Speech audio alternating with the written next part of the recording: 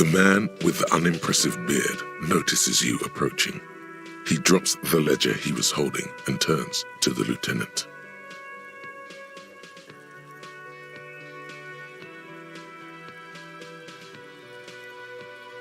Mr. Gart, right? You run this place.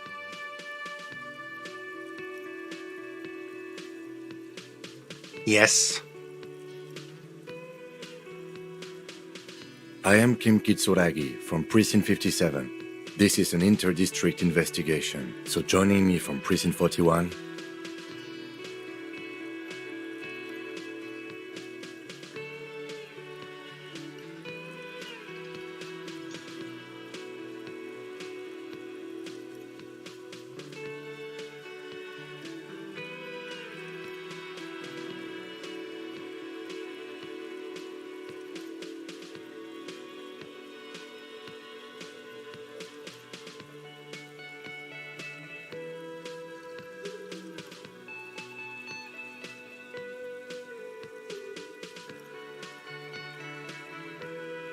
Right.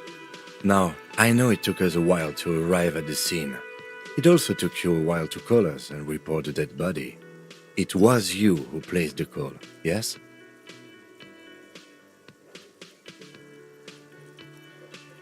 No, I only just got here. It was probably Sylvie who called you. She usually works the bar here. I'm only temporarily taking over her duties.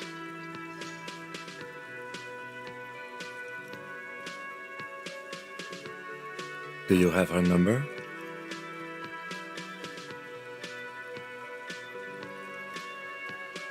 As a matter of fact, I do.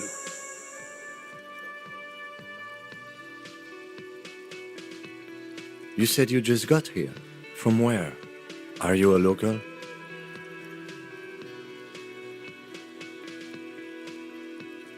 What, of Martinez? No, I live in Jamrock. I only sometimes come here to keep an eye on the place. This is just one of the many, many cafeterias I manage.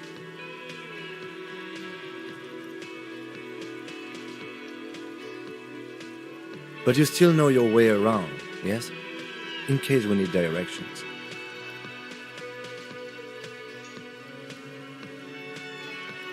Yes, I know where some things are, but as I said, I don't live here. I just used to work here. And I'm not going to start working here again, if that's what you think.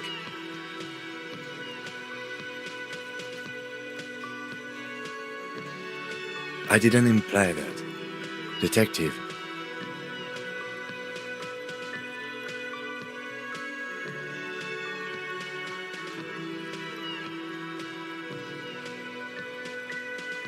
I have everything. You?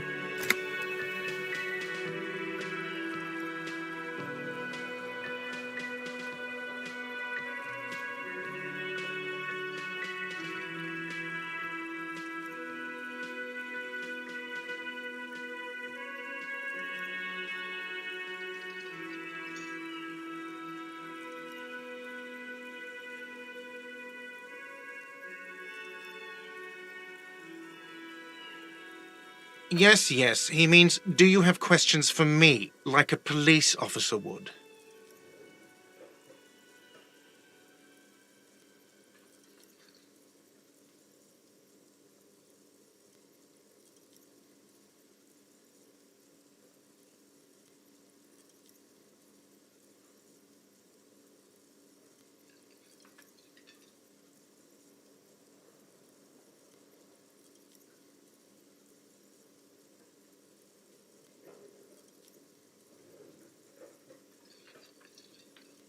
She went away because none of your business.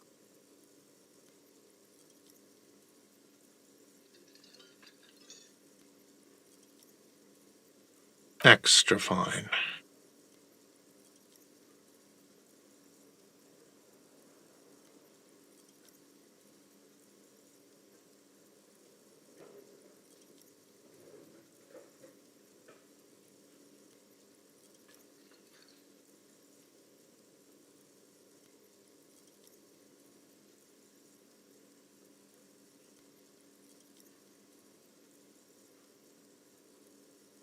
Behind this building, there's a courtyard. They hoisted him up on a tree there.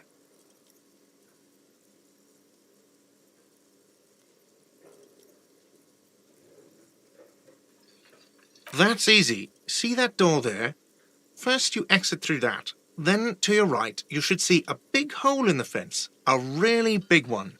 You can get to the courtyard through there. No need for the keys. The hole is big enough for the Franco-Nigerian cavalry to fit through.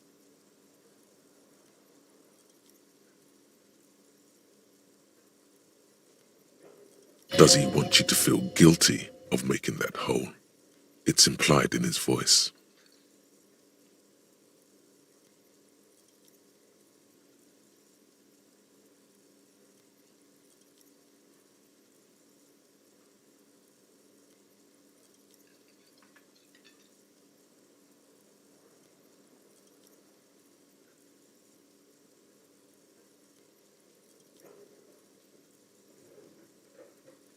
I don't know who killed him. I'm not the police. That's your job.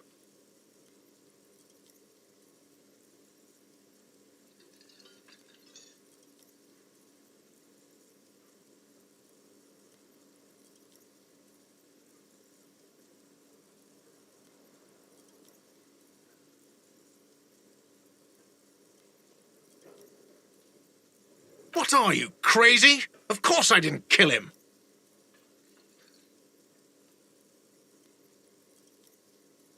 Suddenly you tense up. Blood is being pushed to your muscles. You should hound him on this. Hound him hard, the prey drive says.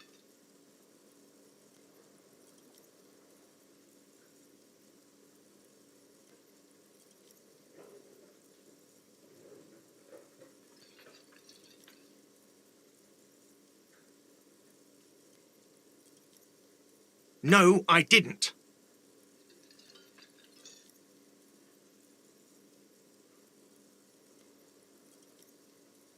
I didn't. I don't appreciate this.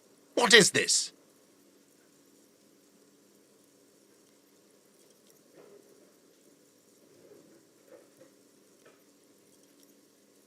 Do I have to answer him?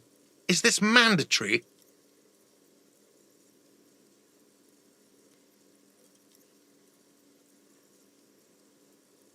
The lieutenant stands motionless, his expression unreadable.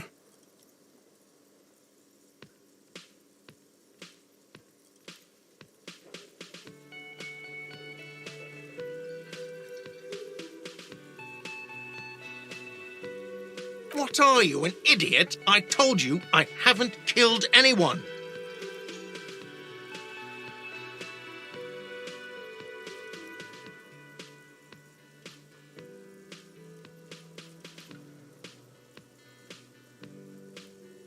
He ignores you.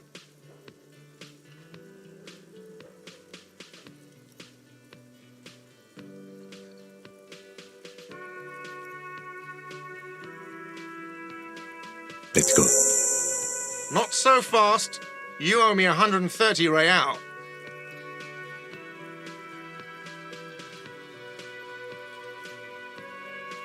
No one is saying the multi-pattern necktie you found tied to the ceiling fan can talk. No one. It must be merely imagination. But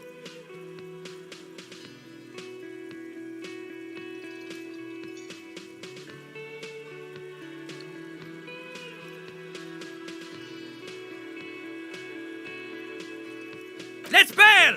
Time to push the eject button! Sounds like a responsibility! You don't like those!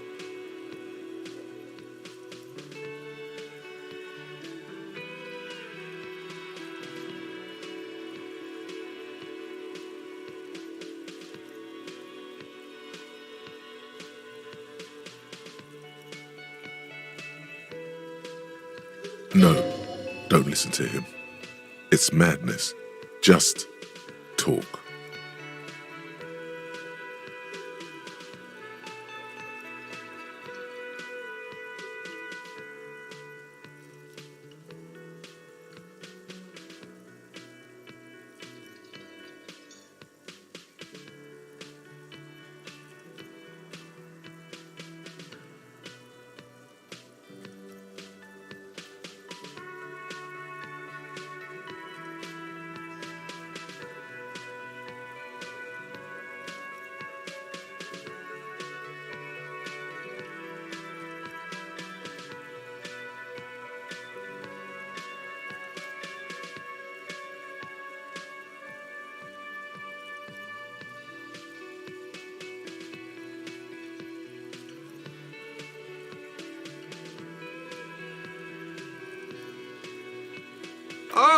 You don't owe me shit.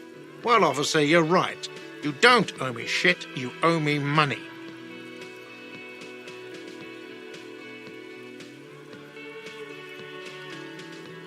We do not need to assert ourselves here. We only need instructions from him. This is the proprietor, remember?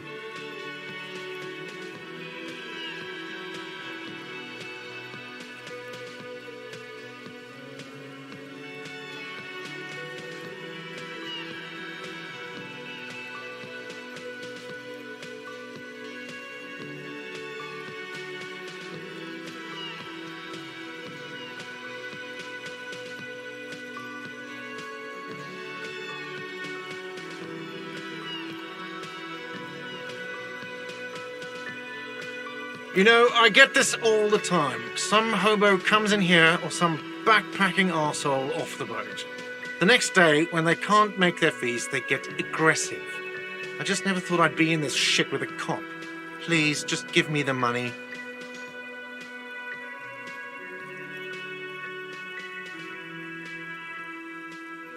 Who does that clown think he is? Arrest him!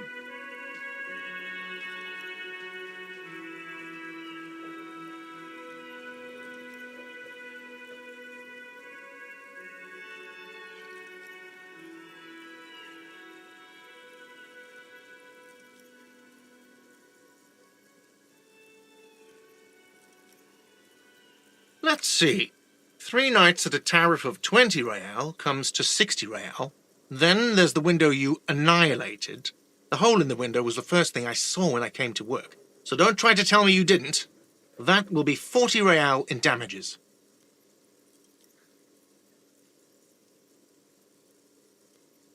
Another thing you've annihilated is half the bar. You've run a tab of 30 real. Actually more, but we'll round it down to 30 for your hard work maintaining the stability and order of Revachol. That's 60 plus 40 plus 30 equals 130 real. And yes, real is still money.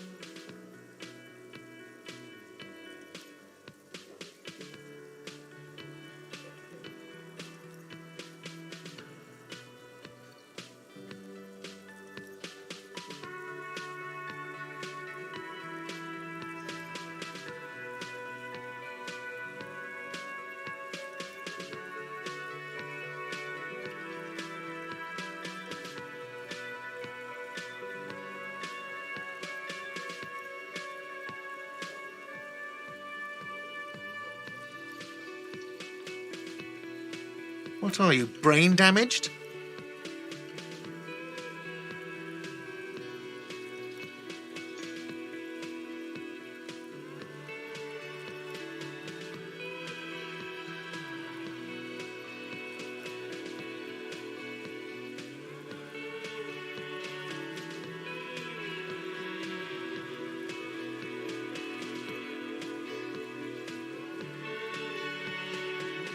Money is what grown-up people use to pay for things.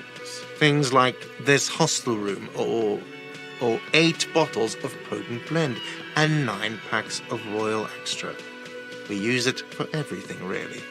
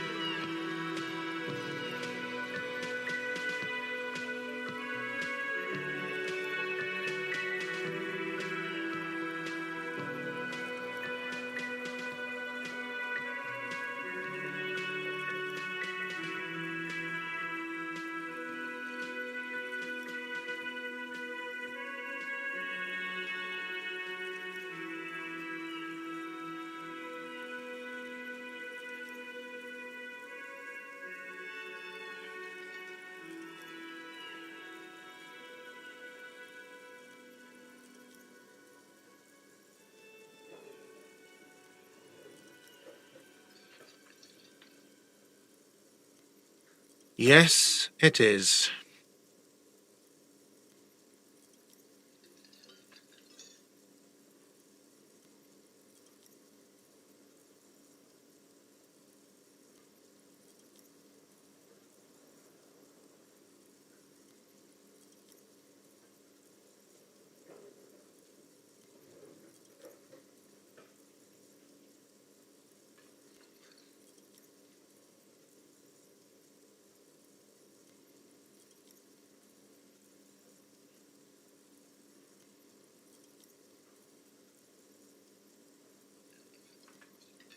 No, you see, that's 40 cents.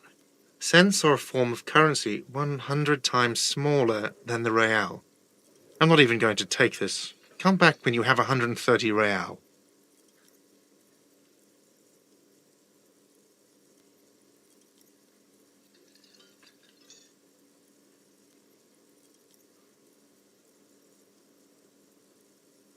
He stands silent for a moment. His antipathy is overcome by compassion for the sheer smallness of the money.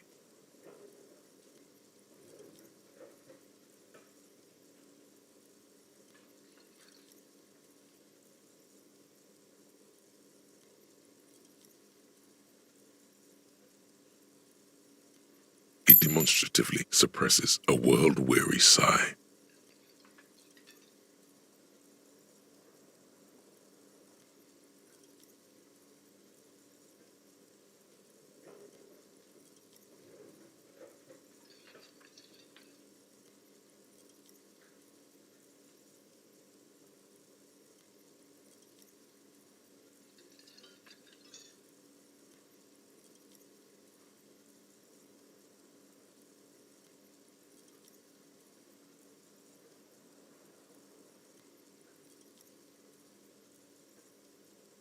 I'm sorry, but he has to pay. I can't let him stay here any longer if he doesn't. If he doesn't have the money by tonight, then...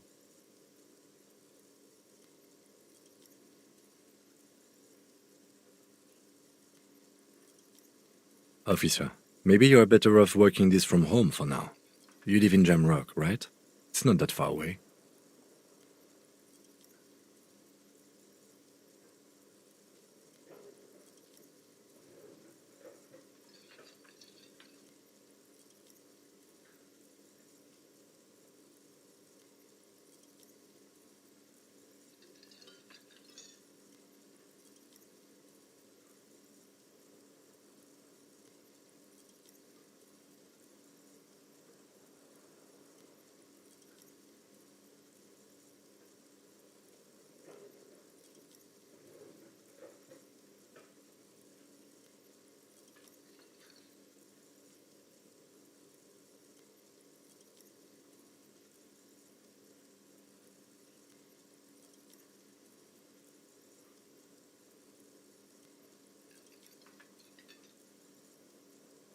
Officer, you really need to take this up with your station.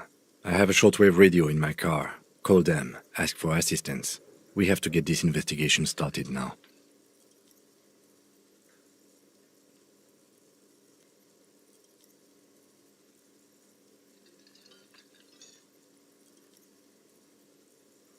Good luck.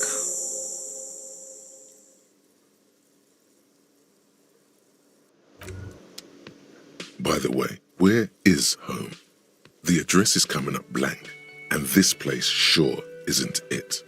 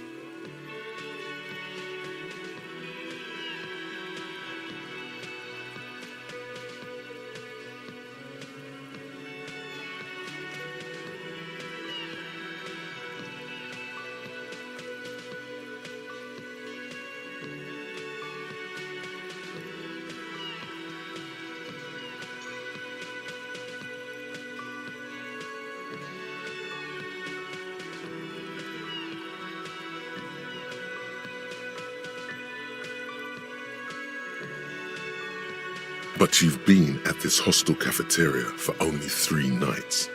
Where were you before? You had to be somewhere.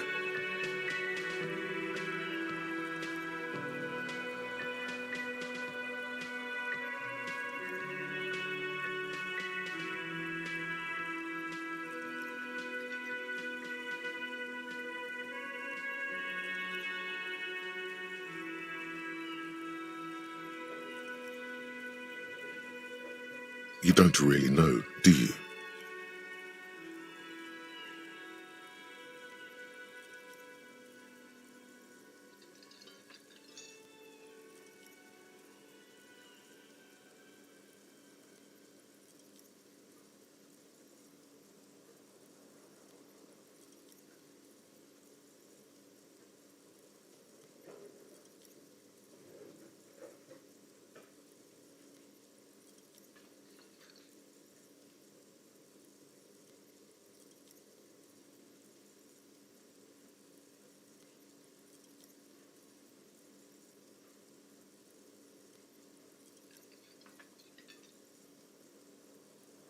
vague, blackened image doesn't sound like somewhere you can stay if you run out of money.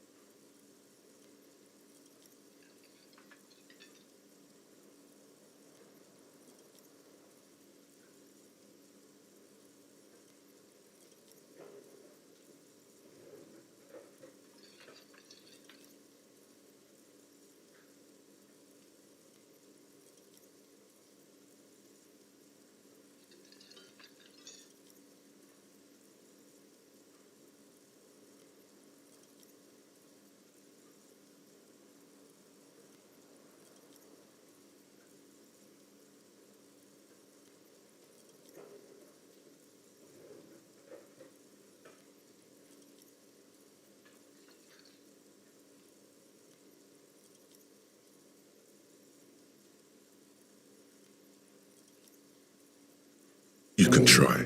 Run some addresses in your head when you get the time. Maybe a street or an apartment will appear.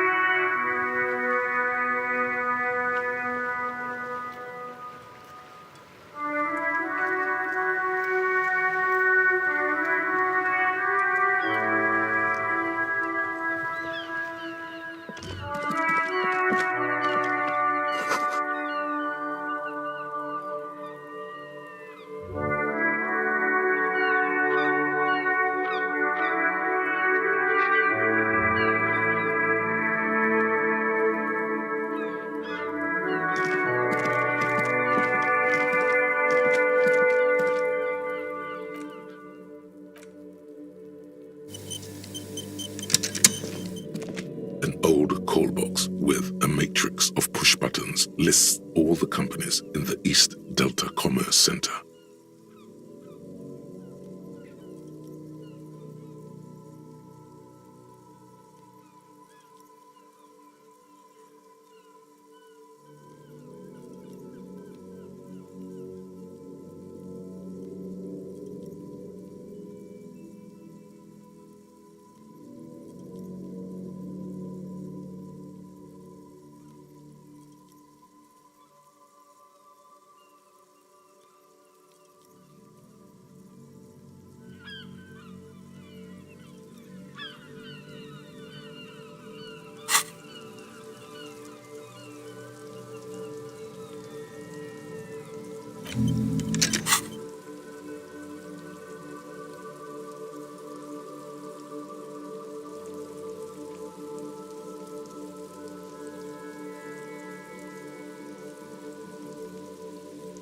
An off-key melody starts playing after you ring the doorbell. Then a woman picks up the receiver.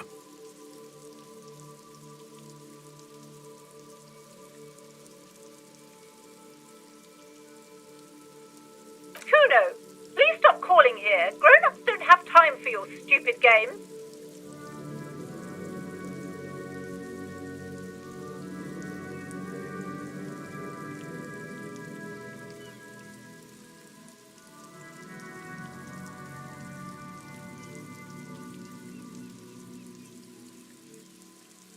Oh, I'm sorry, officer. I thought you were...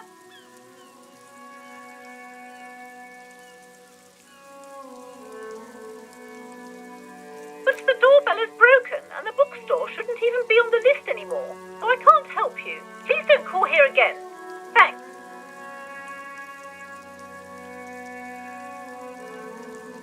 A single beep indicates that the line has gone dead.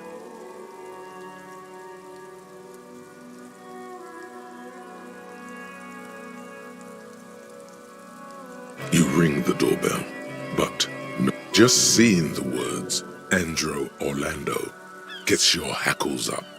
Its very existence is a threat to your masculinity, to say nothing of your hair.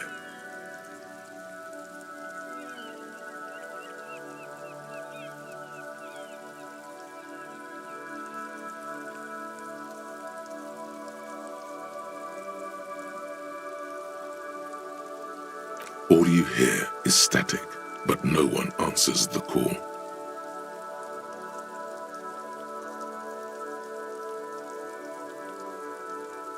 You ring the doorbell, but nothing happens.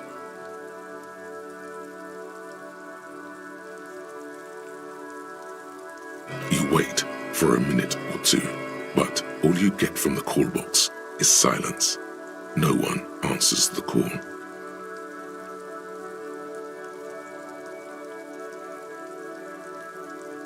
Looks like someone has melted half the plastic off with a lighter. The doorbell doesn't work anymore.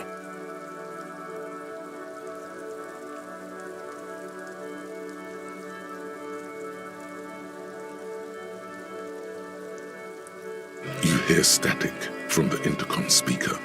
It sounds as if someone has picked up the receiver but isn't saying anything.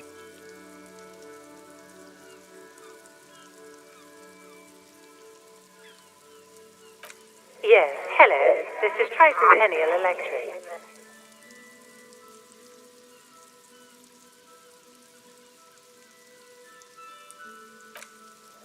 Have you come to place an order?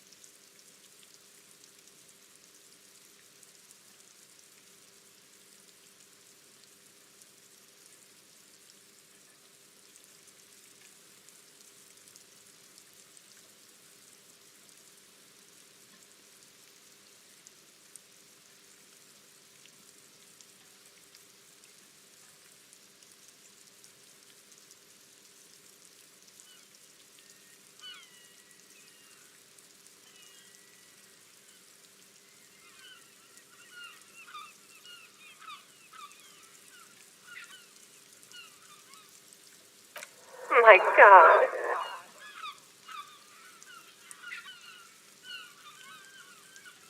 The lieutenant exchanges a look with you.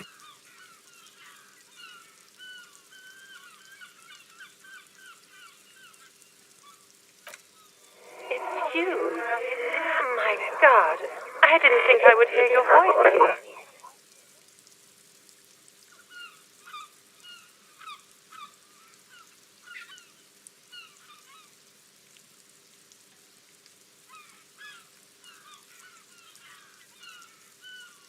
It's a woman, and she knows you.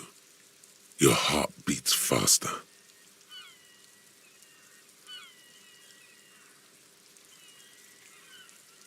No, something's wrong here. Are you sure she's talking to you?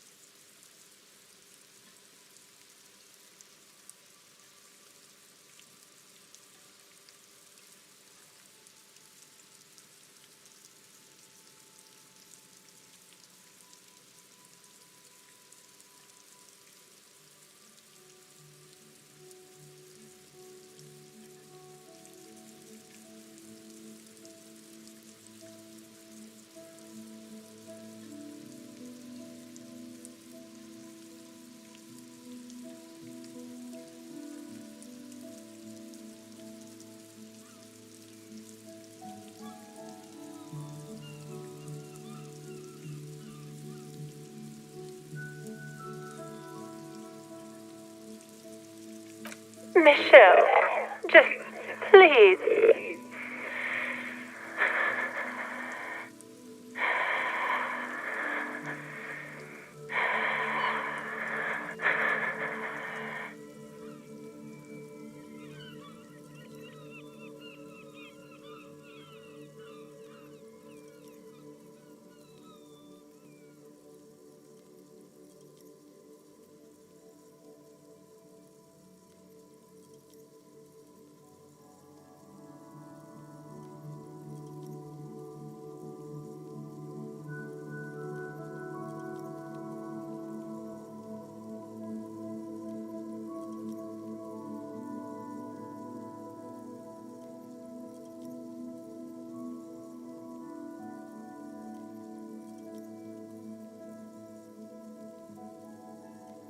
Sounds like a ghost.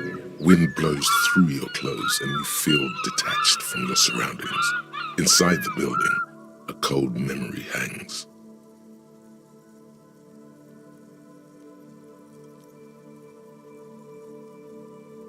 Why did you even call? I don't understand. You've been gone for months. I thought you didn't care.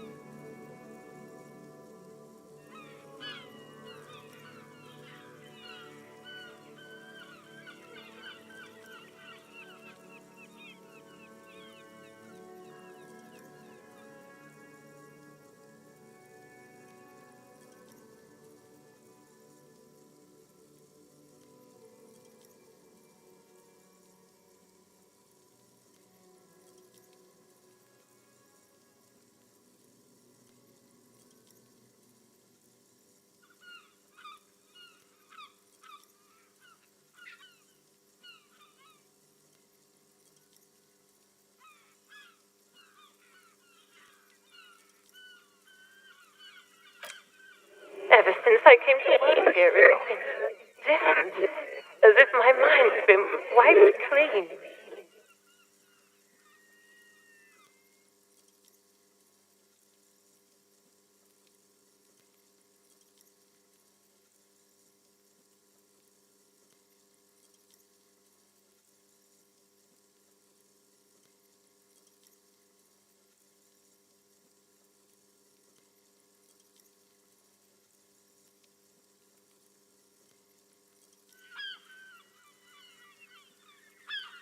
A spot of static overrides her words. When she speaks again, it sounds like she's submerged.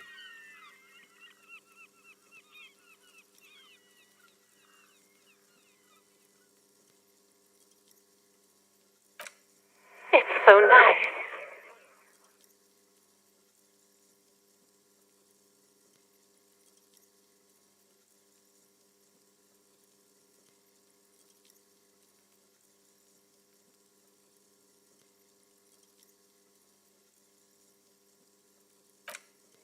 It's so nice to be able to finally meet again.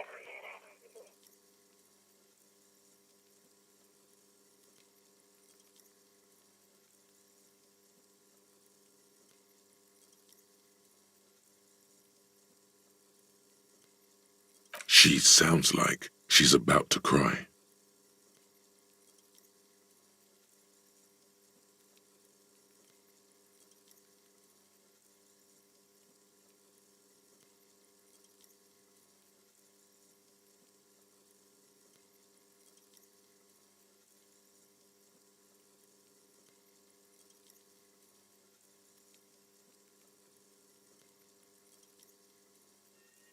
The cold is deep under your skin, as if you were talking to someone who's 100 years away. Somewhere inside the building, water is flooding the cellar floor.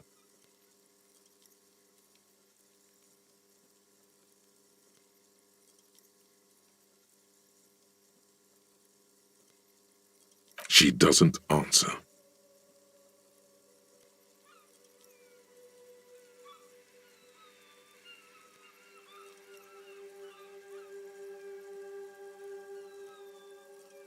Silence. The only thing you can hear now is static and waves washing ashore on the bay.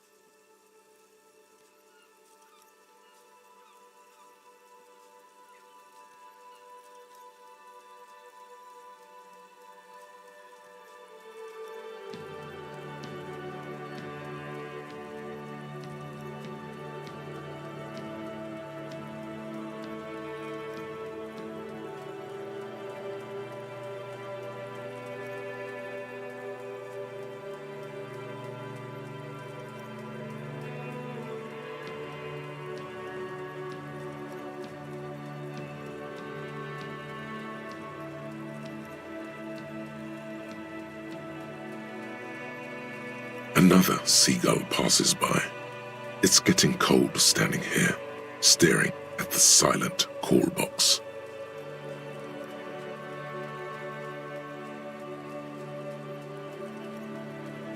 I don't know what happened either. We should probably stop playing with this thing.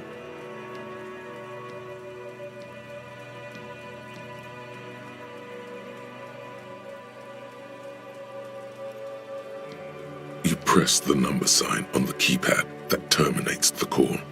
12 name cards on the call box read,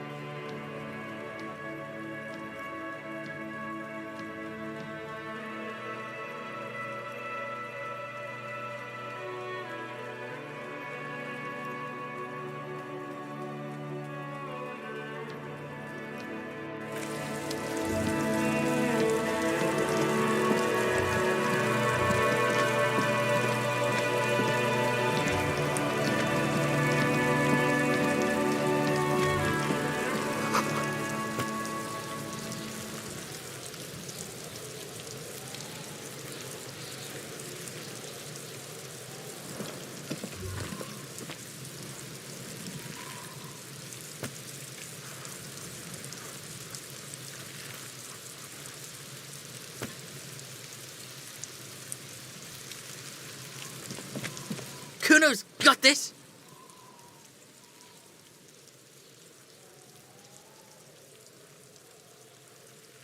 Oh yeah, Nappa Gumpy, Kuno!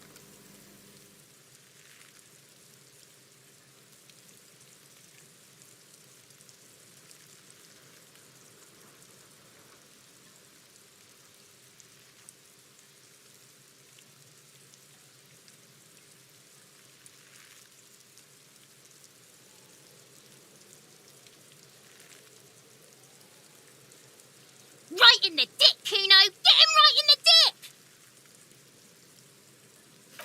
Love it in the dick.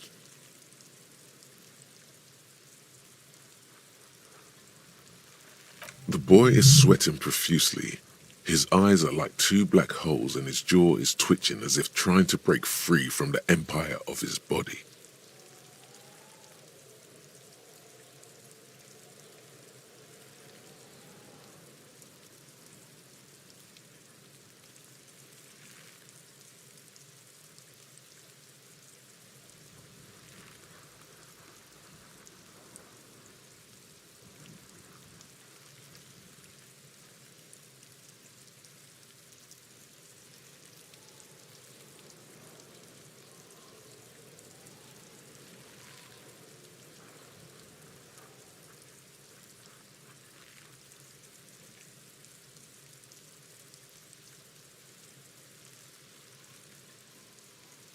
The kid is obviously high.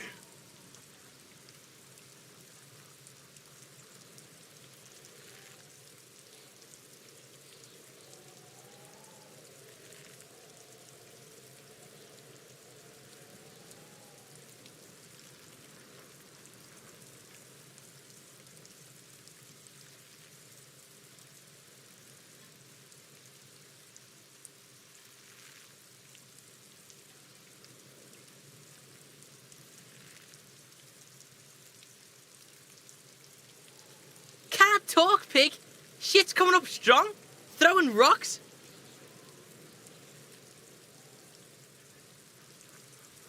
Shit coming up strong. That sounds good. Joyous. You should hang out with this kid and see what that juicy shit is all about.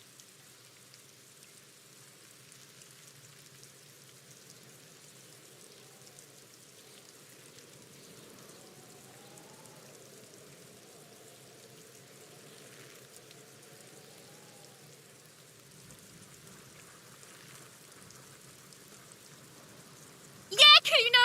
Ride the lightning, Kuno!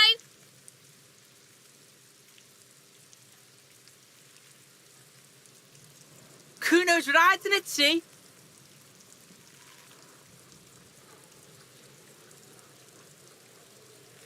The rake, Kuno!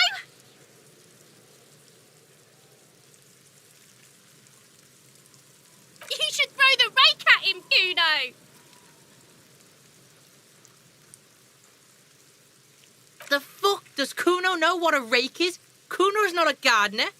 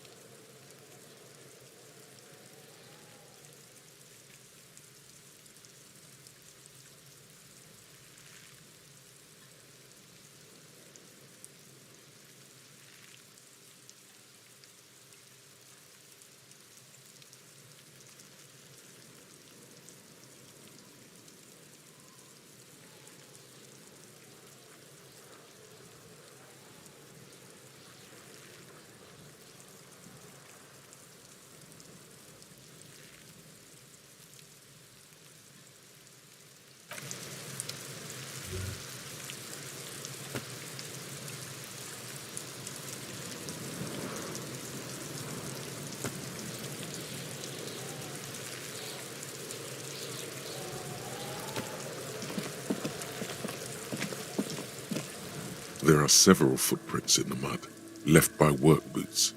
Anywhere from 6 to 12 pairs have walked here.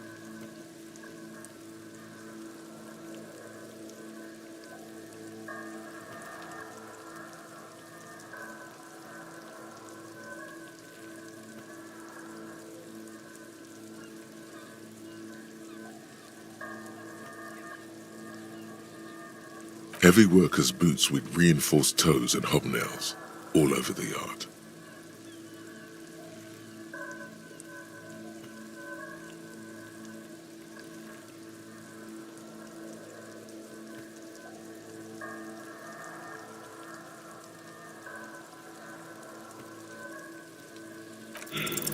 What do you think you are? A super detective? You're hungover. These are just dents in the mud. No pattern emerges for the time being.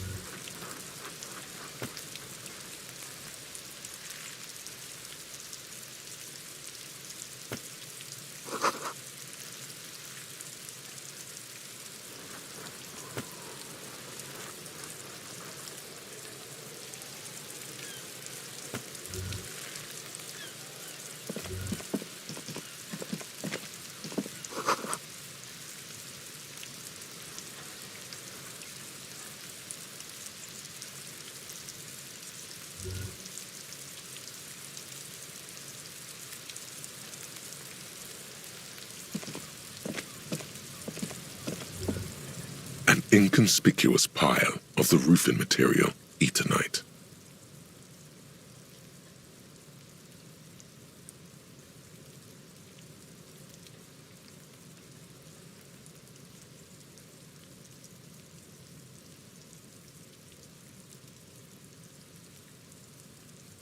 It's nothing. Someone just left some roofing material slanted against an old shack.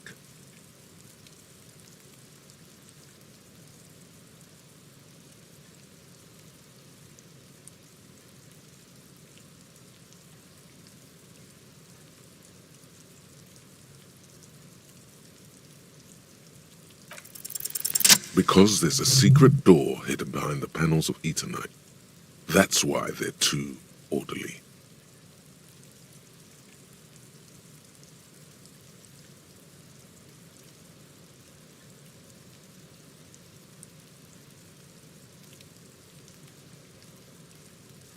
There it is.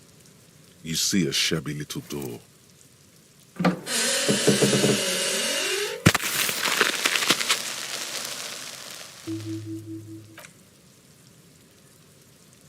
What is this, then? A tool shed? Let's investigate.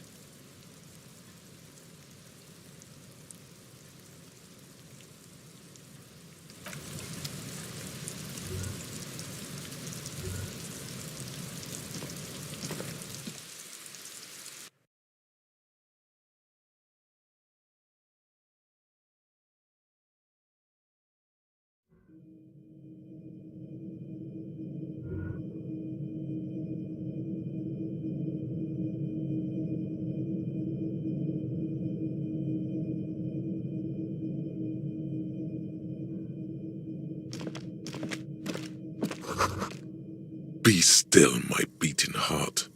It's amphetamine. Sweet amphetamine.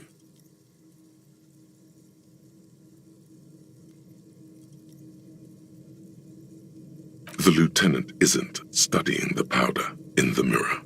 He's studying you.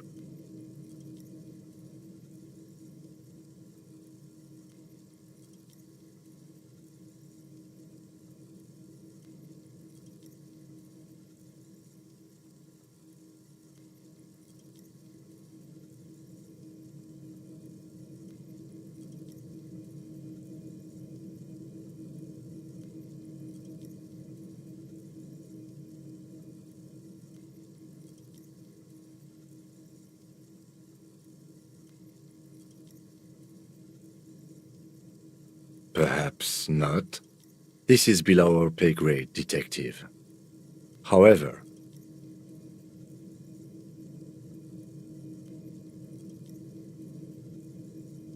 see that ladder there? It's probably another way into the industrial harbor, no? A secret path the local kids use.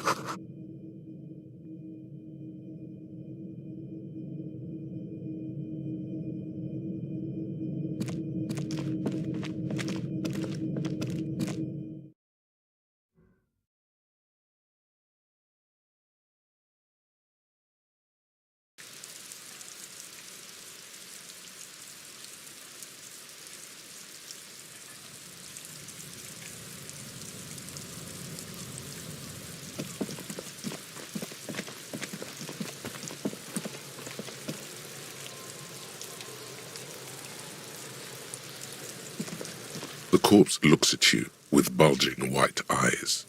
The face around them does not look human. It's swollen and ready to burst. His lips are fish-like and his tongue like a ball gag in his mouth.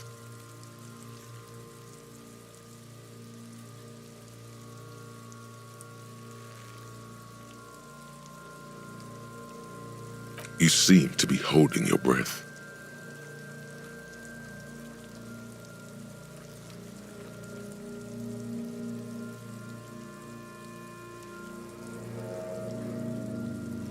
A cargo belt twists his neck at an unnatural angle. The body below appears stiff. It's letting out an ungodly rot. The smell seeps in, even through your clenched nostrils.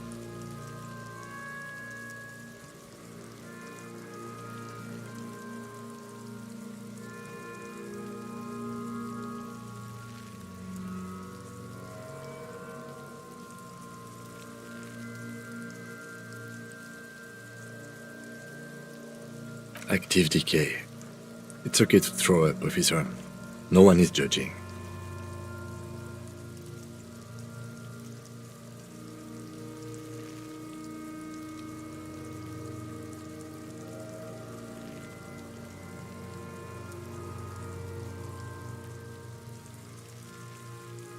He's about to blow! Cop's gonna blow, Kuno!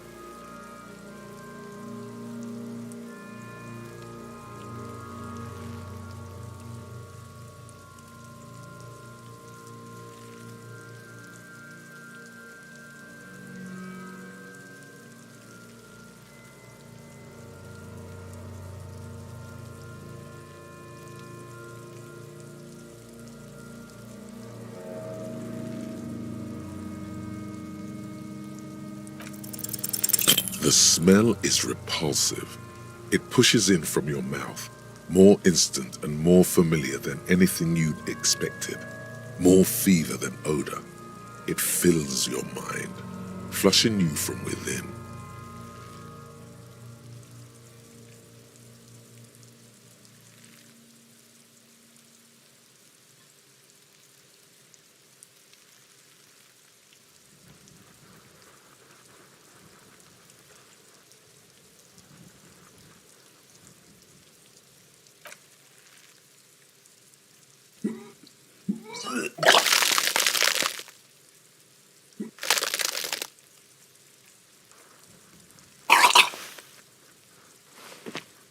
Too late.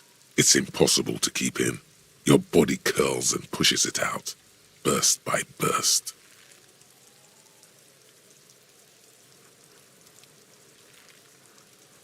Until a pool of vomit lies under your feet and your throat stings from the stomach acid.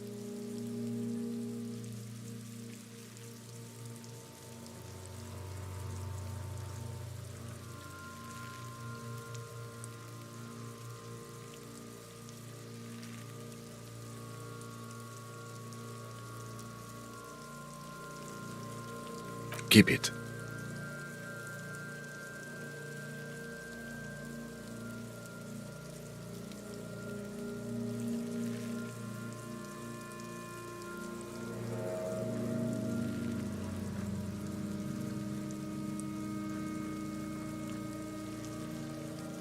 The hangover is clearly making this worse for you. You could use some ammonia to clear your head.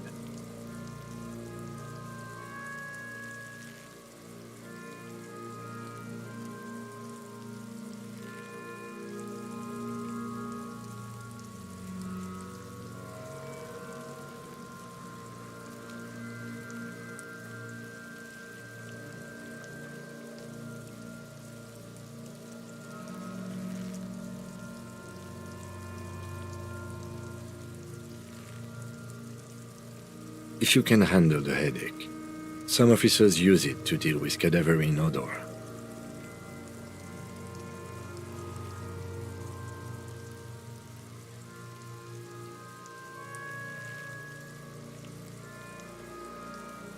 There is Frit nearby, east of the hostel.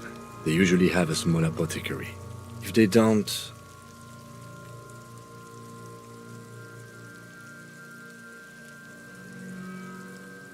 there's a greenhouse here, and a gardener with a wheelbarrow on the corner of the whirling in rags. If she works here, she might have something for the smell.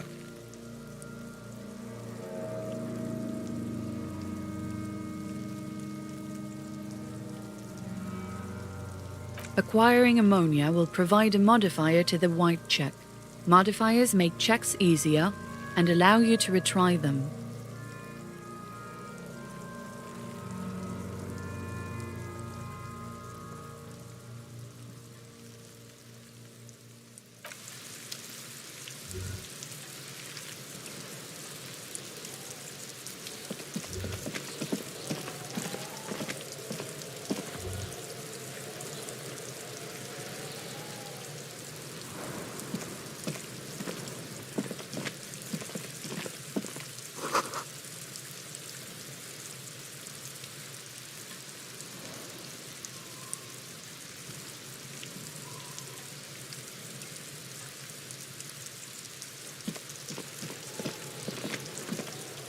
This trash container is locked.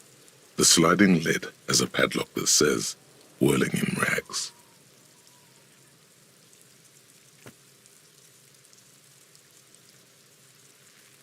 There's something in there, not necessarily connected to the case, but still.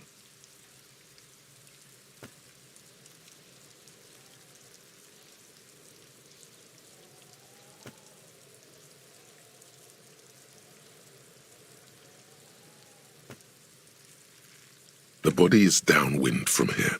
Maybe you prefer the smell of garbage to the smell of death.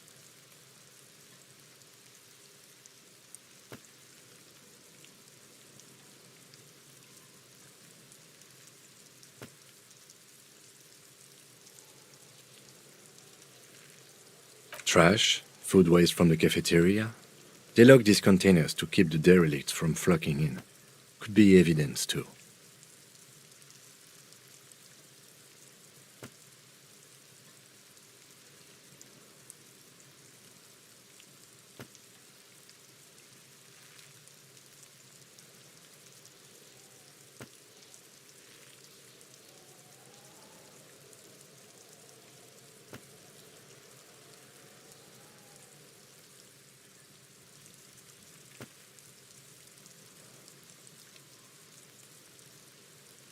Mm-hmm.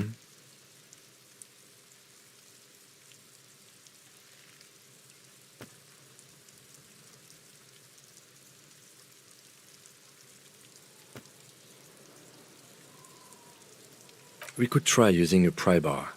There's one in my motor carriage, or...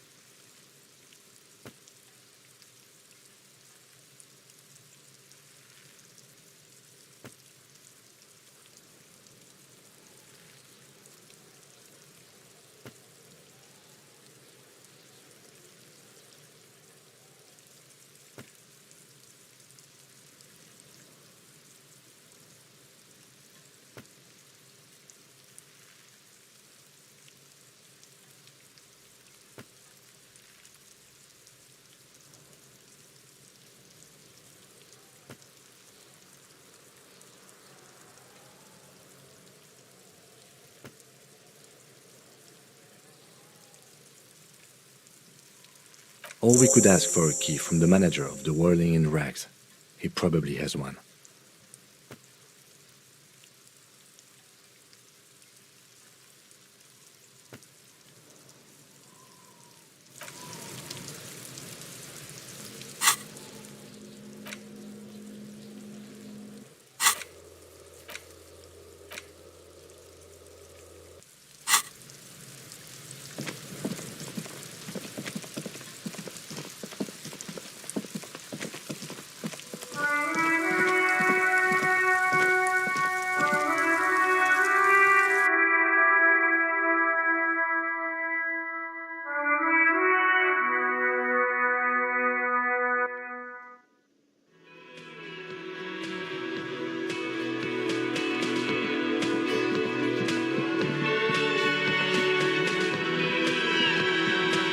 Can I help you?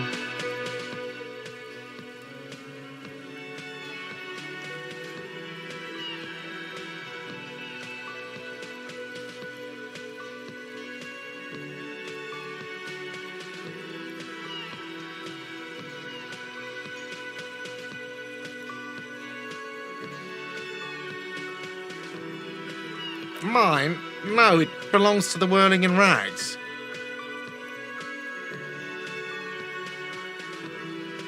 Thank you for clearing that up. Why do you keep the container locked?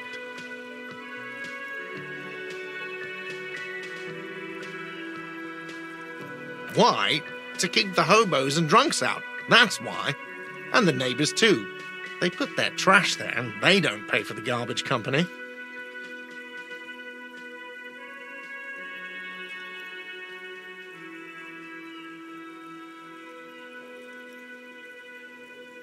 I thought as much. And are you the only party with access to the trash container?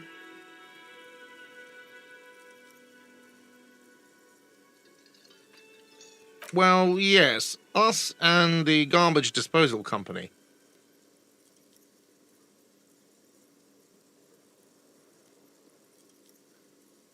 It seems a little callous, doesn't it? Something stirs in you.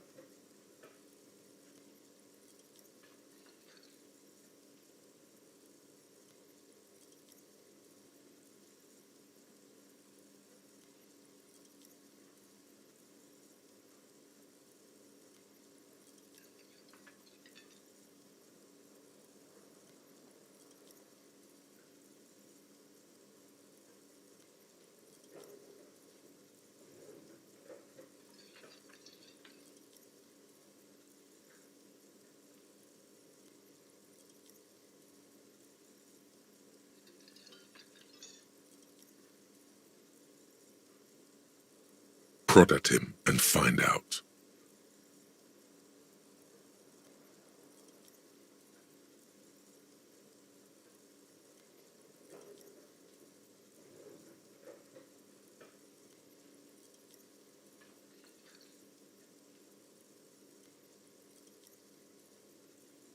Callous? What are you, Kras Mazov? Almost all establishments in Revachol keep their trash locked. The whirling in rags is not special in that regard.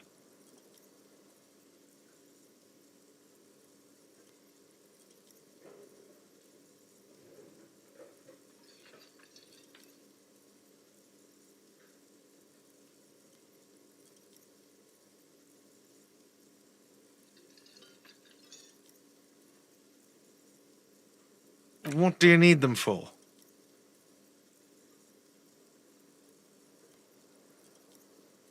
It concerns the case. Please cooperate.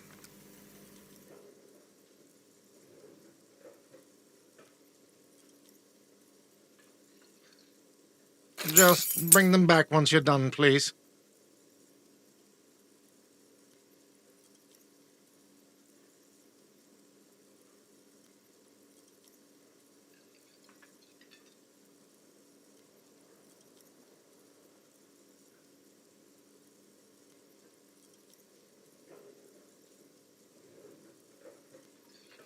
What thing?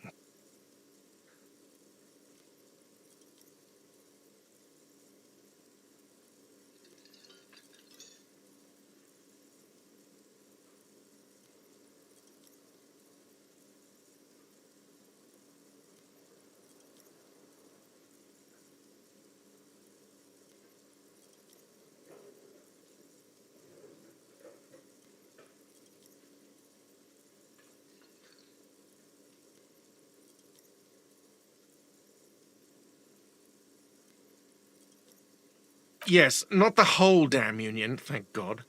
Just the nastiest and loudest faction.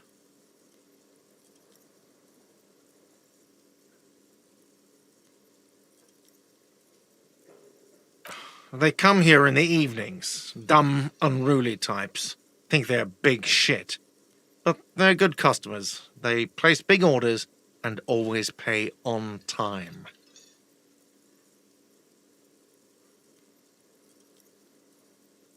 He hates the Union, but grudgingly recognizes its power over him. So he's directing his frustration at you instead. Retaliate.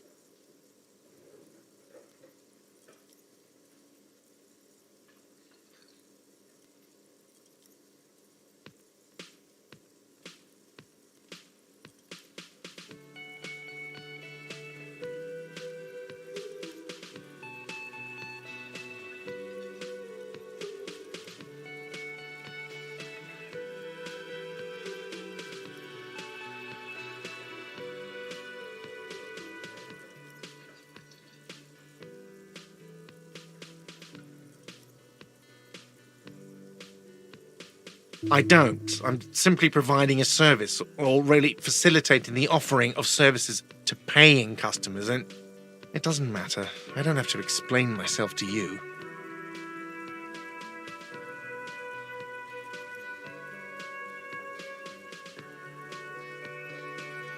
We should find out who this Lord faction is, occupying the booth. Loudness means talkative, and we need info.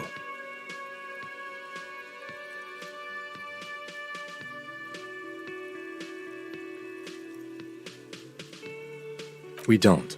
We have to wait. They'll show up sooner or later. Men get hungry, even striking men. If not today, then they'll be here tomorrow.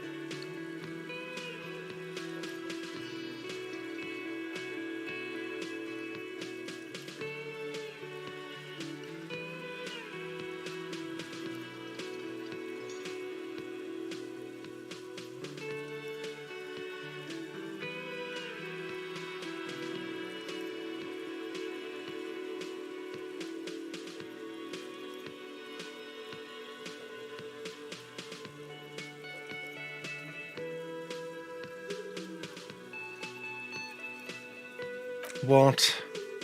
By the way, you should come back to this thing-based questionnaire if you see anything interesting in the whirling later.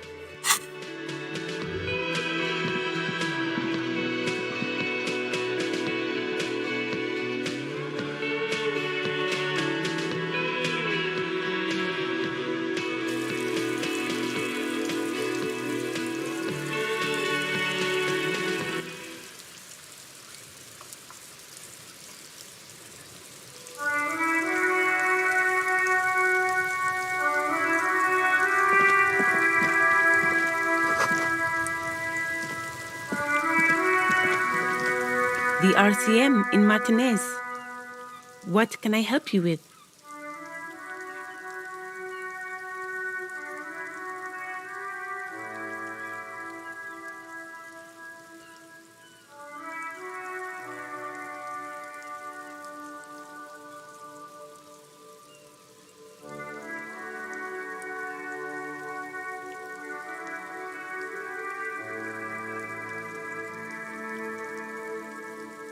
Of course. What can I help you with?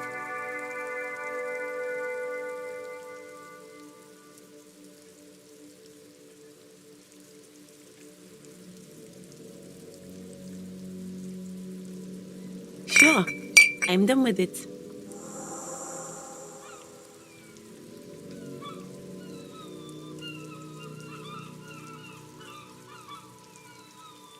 Go easy on that stuff. It gave me a terrible headache.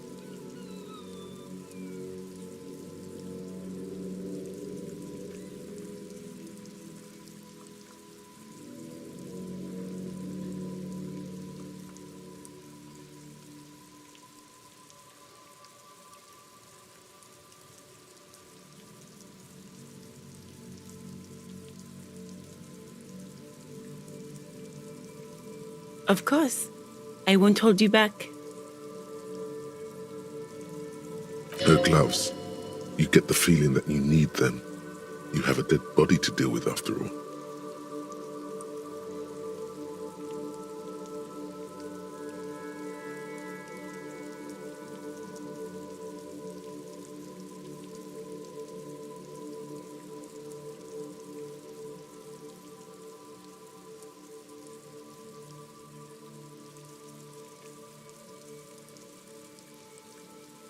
Sure, keep them. I have another pair.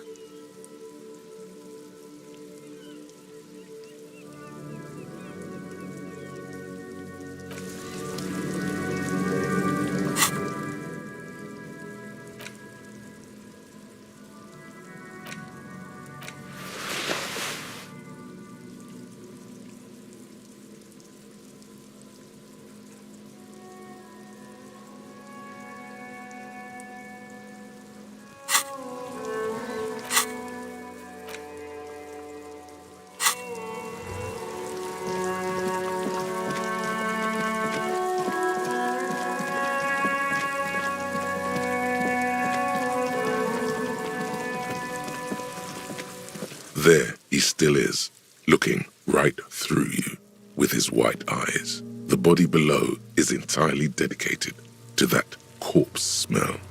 Emitting it is all. The ammonia only makes it worse. The combination forces tears out of your ducts. You manage to keep it in once. The second time, not so much. When the vomiting is done, your cheeks are wet with tears.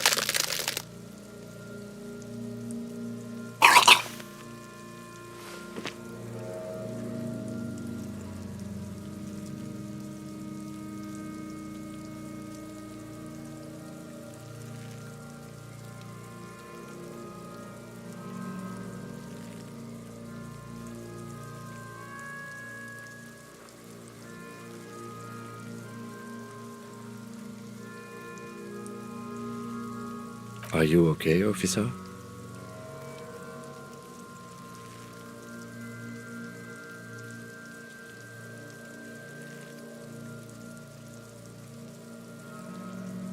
The weight is reassuring, like a crenel on solid fortification. Pat, pat, pat.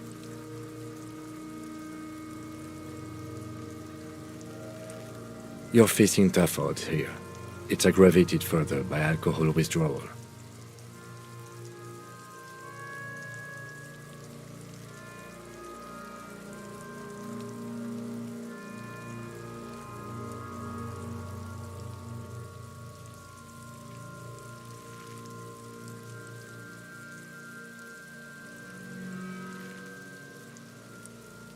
No. This is a two-man assignment because it needs 2 officers to complete. I need your help.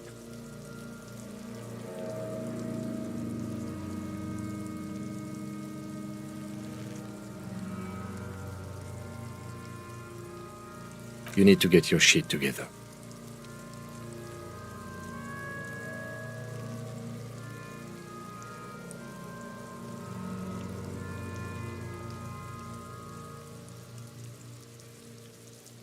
We should go talk to the locals. Find something else to do while the wind changes. It's pretty bad right now.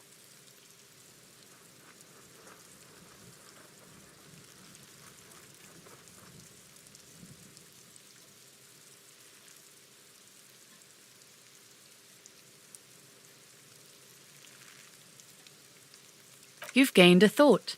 When this dialogue is over, go to your thought cabinet and internalize it for special bonuses and effects.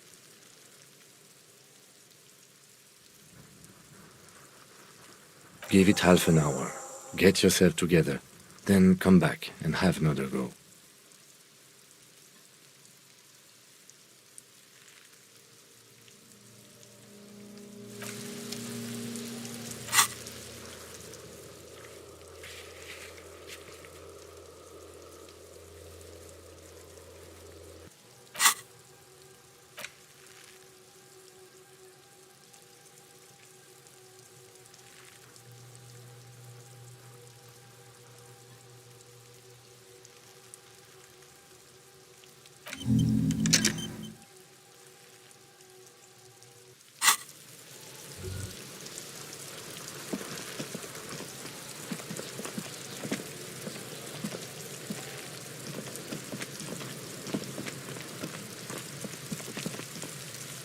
This trash container is locked. The sliding lid has a padlock that says, "Whirling in rags."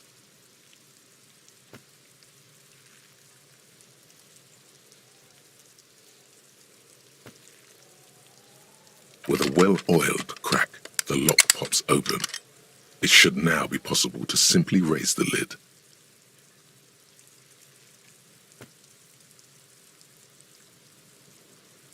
Don't.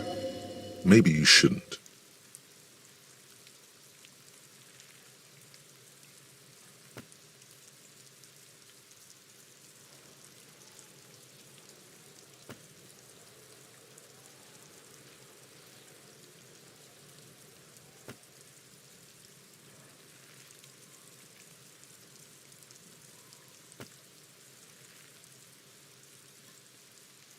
The smell of rotten food rises to greet you. You see soggy cartons, dirty rags, and organic waste.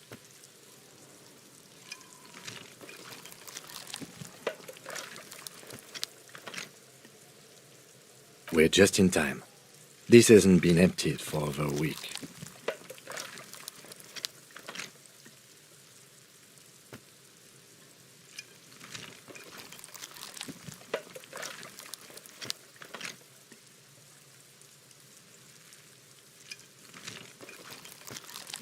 You see milk and egg rest with one broken egg in it. Some pasta wrapper. Picking up the soggy packages somehow feels familiar.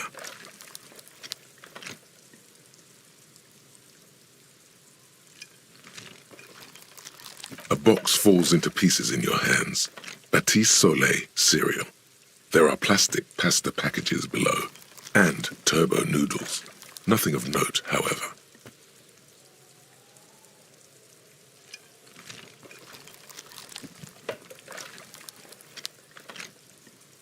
Among the threadbare kitchen towels, something catches your eye.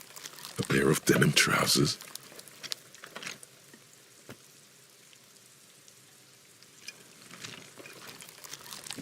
As the legs of the slime-covered jeans begin to unspool from the garbage, a rank corpse smell fills the air.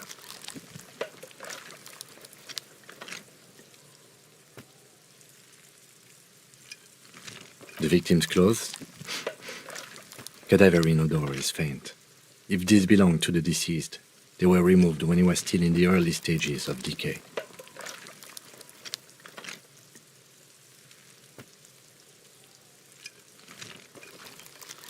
Drop them in here, officer.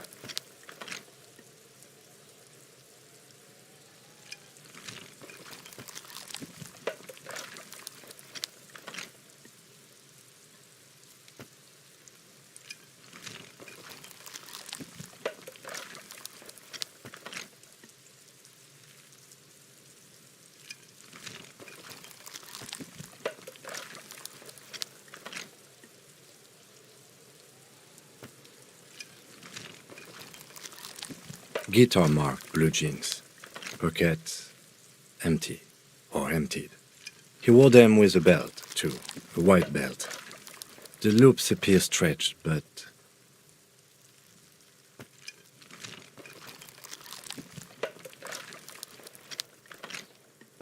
the belt is missing. That's it. Do you see anything else in there? I have another bag here.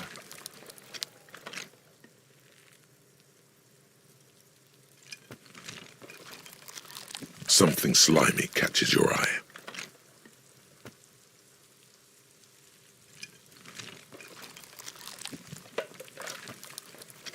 A drab, long-sleeved shirt, olive-colored, appears from the food waste, dripping with pus.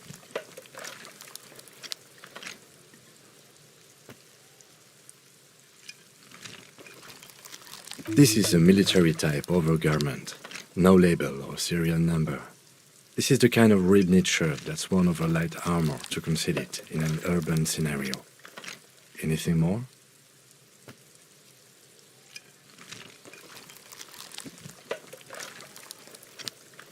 The rest of the rags are just kitchen variety waste. A yellow old mug that catches your eye. But other than that...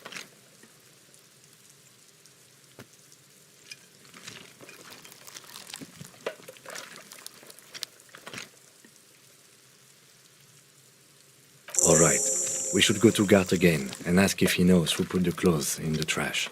It could be as simple as someone from the hostel cleaning the yard. Or that one. I'd advise against confronting that force.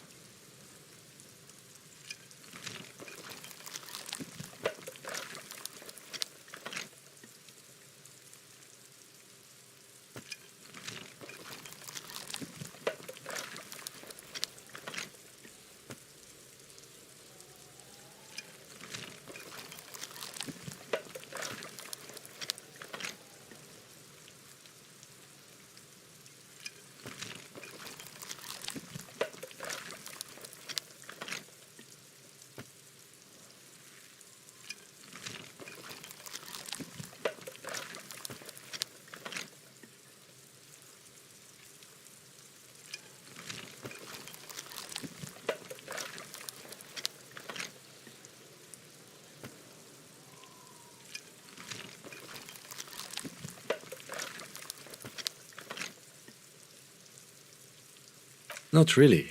All we know is the victim's clothes are in the trash, the lid was locked, and his establishment had the key. It's just a small loose thread.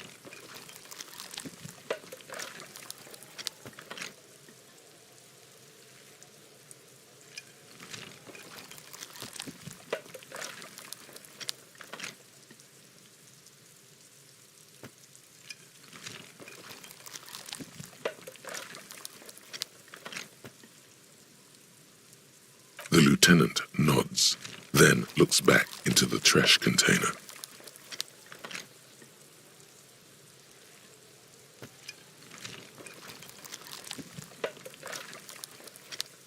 It's just organic waste, cold and slimy on your hands. Apple and potato peels, mostly. Unidentified sludge, and the occasional chicken bone thrown in for good measure. But hey,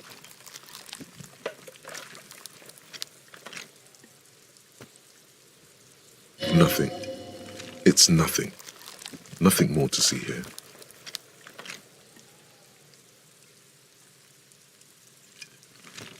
What's this?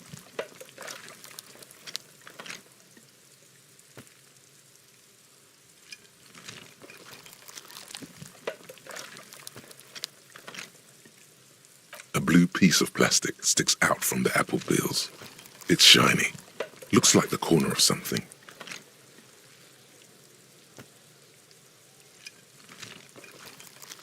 Something larger. A clipboard. A blue plastic clipboard with moist papers hanging from it. They look badly damaged, but you can still make out forms and notes, written in a man's handwriting.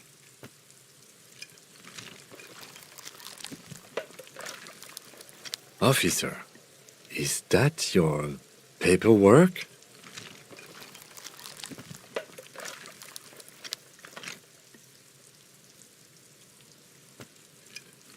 It is. Look, the plastic has the RCM street grid on it. You've even got an autopsy form in there.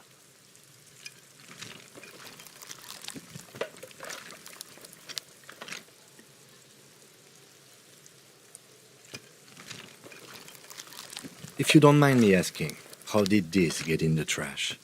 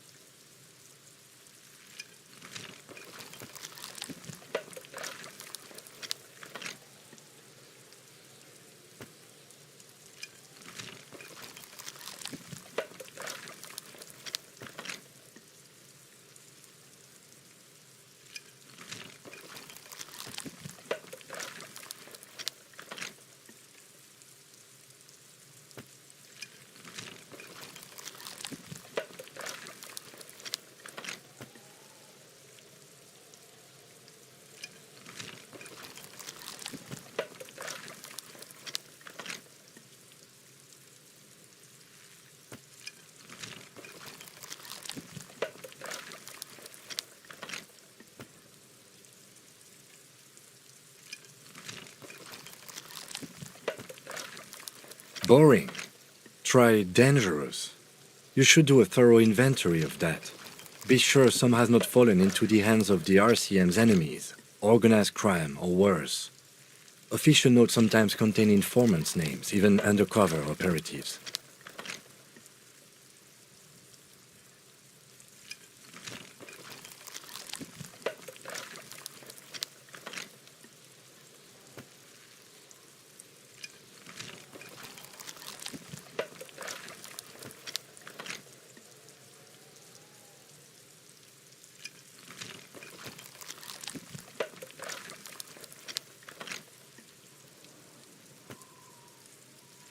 It would also not hurt to start taking notes on the case. Now, tell me what your eagle eyes see. Or are we finished?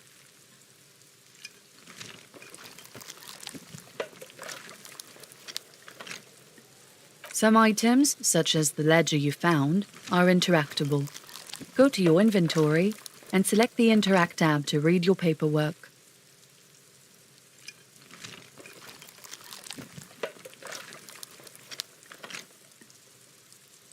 You pick out a broken mug with an oddly racist depiction of the yellow man frolicking in saffron.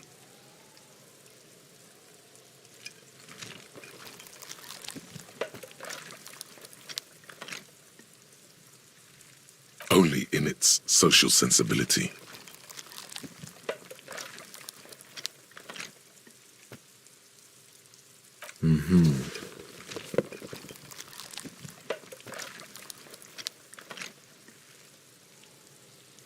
You've acquired an interactable item. Investigate this item further by going to the Interact tab in your inventory.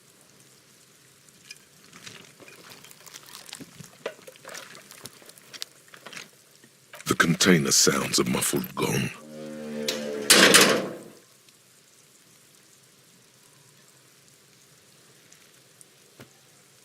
That's one thing off the list. I think we got it all.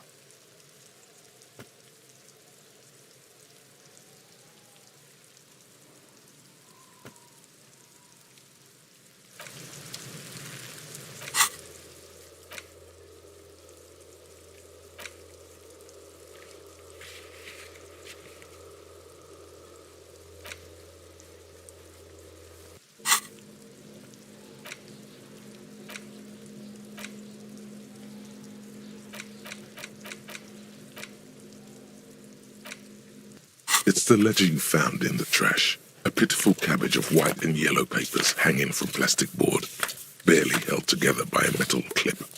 This sad display is made complete by the faint smell of urinal cleaner.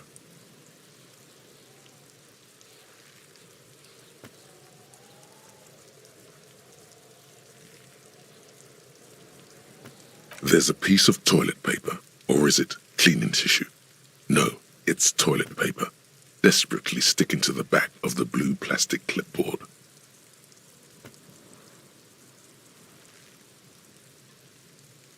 It's a metaphor for you.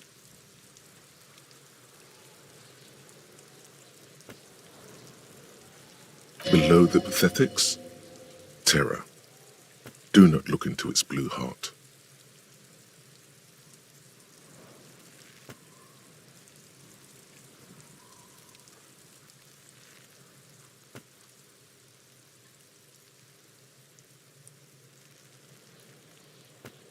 They're not exactly white. They're yellowed in patches by sunlight and alcohol and covered in dense blue handwriting. Ink escapes into watercolor patterns, reaching its tendrils across entire pages. The paper itself is checkered with faint red lines forming short paragraphs.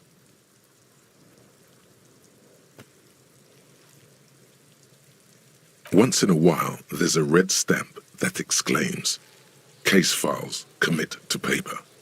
The case files themselves are plenty. You count more than 100 sodden, crumpled up, earmarked pages falling apart in your hands. They appear to be sufficiently organized and extremely dense, if mostly illegible.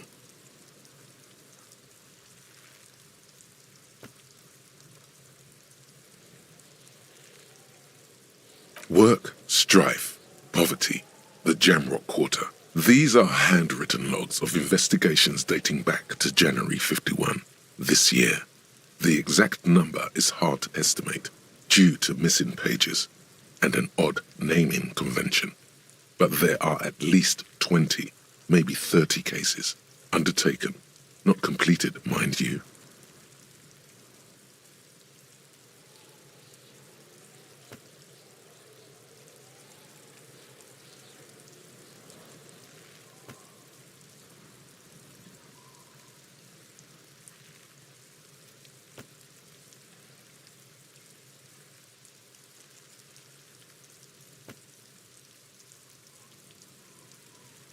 Yes, it appears you employ a, shall we say, robust yet literary system. Each investigation has its case number written on the margins. Yet, still more tellingly, most are accompanied by a name.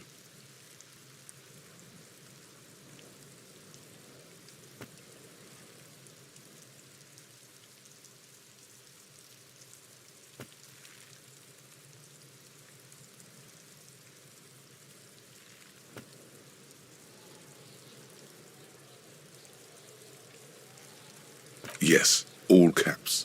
One is called The Next World Mural. Another, The Square Bullet Hole Murders.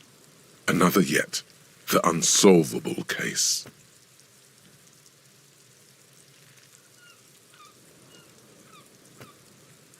Others appear more light-hearted. The guys on a couch in an unexpected location, and the murder at the Ukar parlor. Even the rare article-free collapsing tenement. Murder features prominently throughout.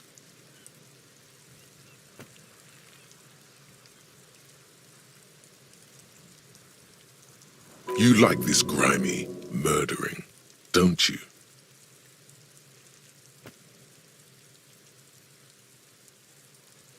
It's going to take an effort to piece these case files together, but it can be done. Once you're done inspecting them up close.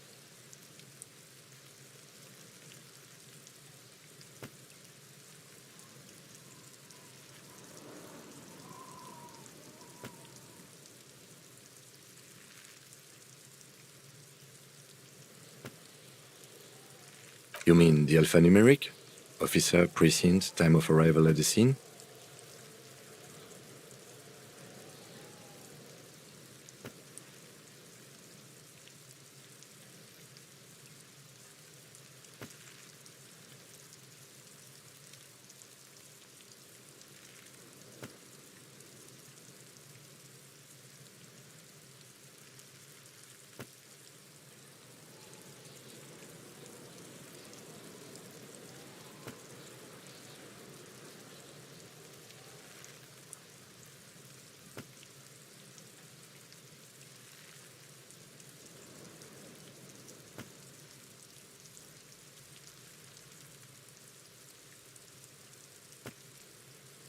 Oh, you mean the titular? Yes, well, so do I. In our defense, almost everyone in the RCM does.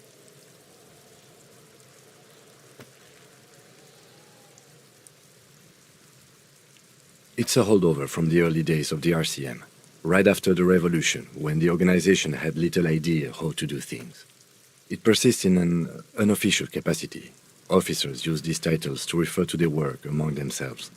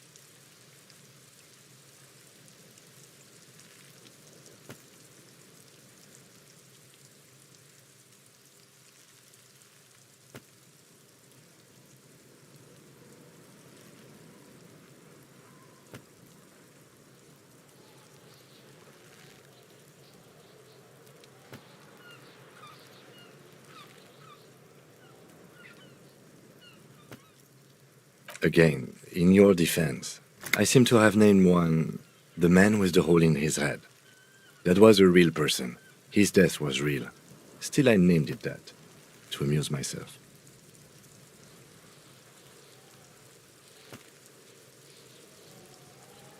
I pray his loved ones never find out.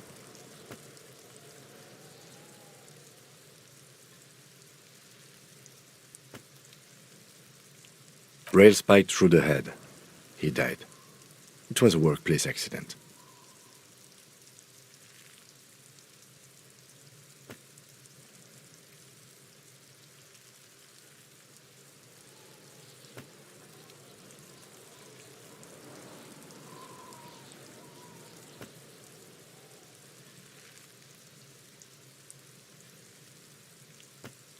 There is, for precisely one more. 15 pages near the end remain untouched by the damage. The checkered grid forms a structure of passages, breaking the case into subtasks to accomplish.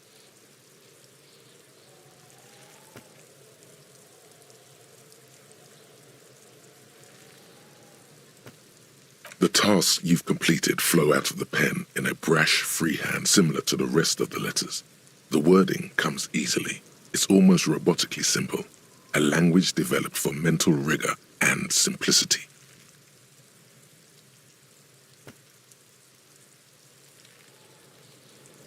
Inspect the victim's body. Interview the cafeteria manager.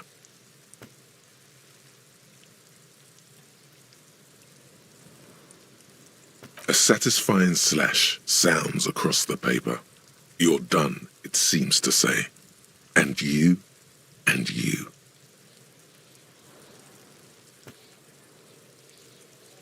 Things to be done and things already done. The composition of reality. This is an extremely useful tool for a detective of the citizens' militia. Now all that remains is to name the case.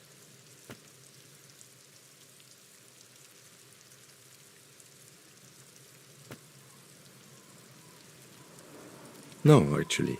Any ideas?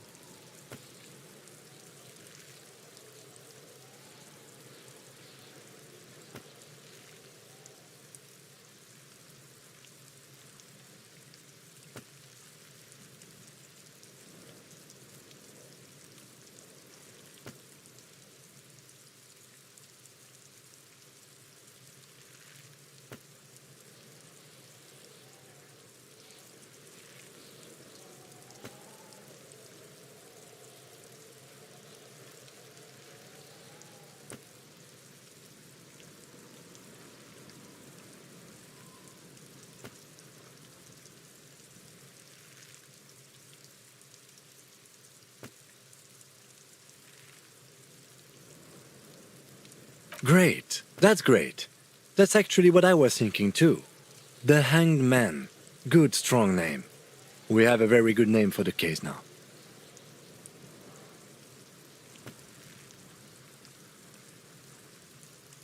I'm going to start calling it the Hanged Man. It's good we sorted this out.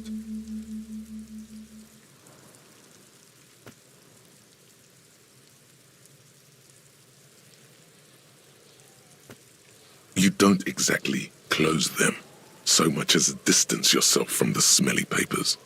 They're a little further from your nose now.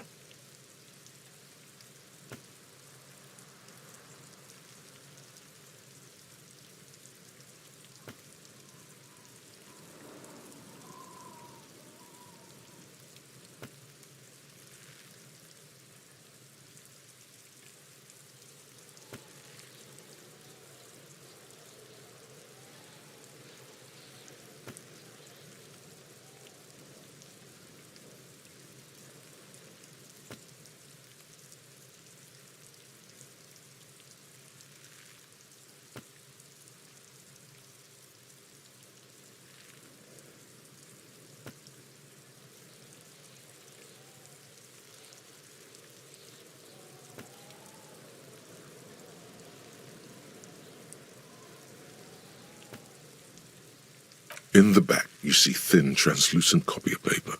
Some neon yellow, some bright red, all covered in boxes, like marching armies. These look like official forms, waiting to be filled out.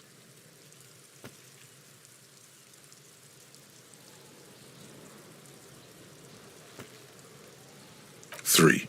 The topmost are misconduct fines. The middle ones are station calls. And the bottommost are field autopsy forms. Each is easy enough to make sense of.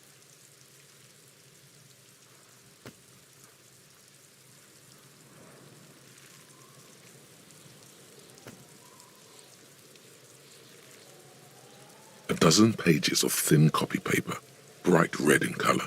You see the parameters of a deceased human form waiting to be filled in.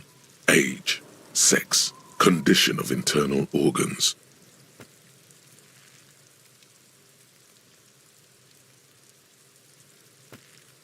Color of the irises, predation marks, condition of sexual organs.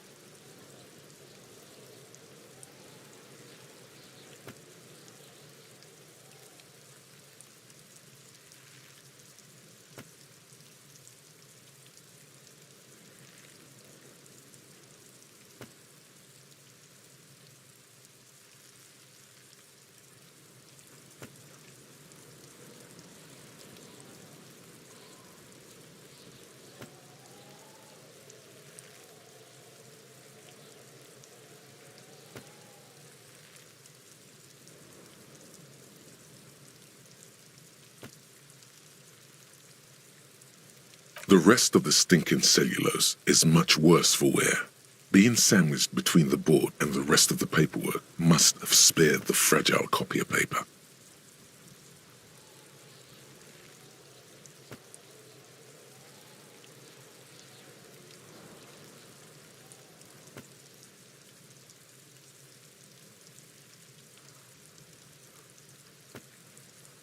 It's made of dark blue plastic, hard enough to beat someone to submission with. The edges are rounded, however. The U4 size board feels thick and heavy in your hand. Light shimmers on its wet surface. On the back you see the embossed letters, RCM.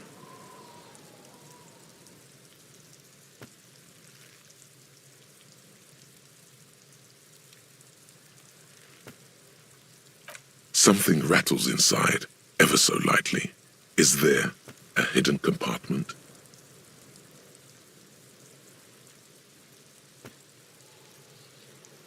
The plastic shimmers like lapis lazuli, but it is not see-through. You cannot see to its center.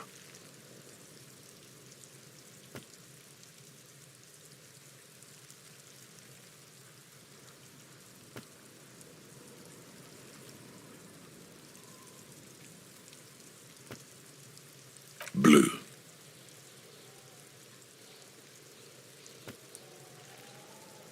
The blue heart. Don't look into it.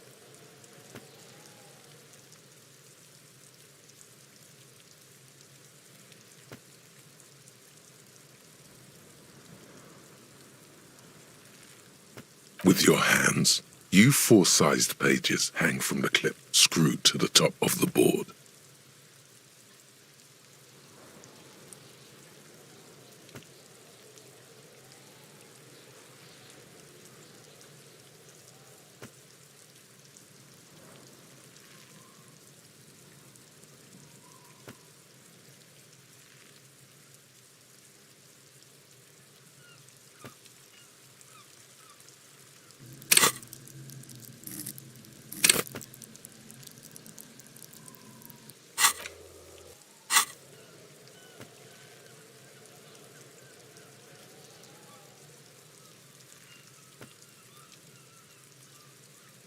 An aluminium block runs the width of the board, biting down on the paperwork.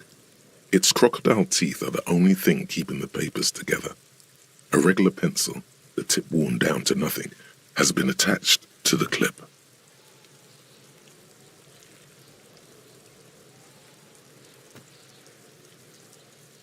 The surface is interrupted by a silvery sticker. It's rectangular, sparkling with iridescence. You don't know how you didn't notice it before.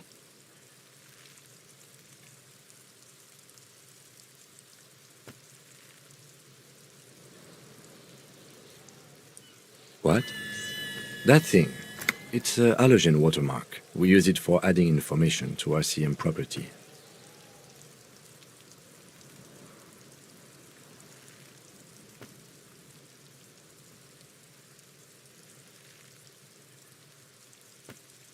It depends. Aside from an anti-counterfeiting stamp, mine has my station number and address. The information varies by date of issue.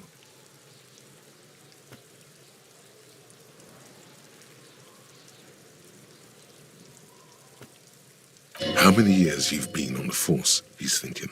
It'll have that.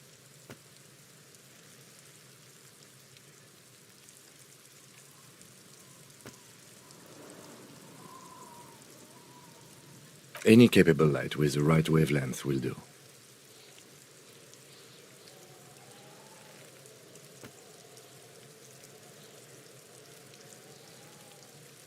All RCM vehicles have headlights designed to reveal halogen watermarks. Mine too.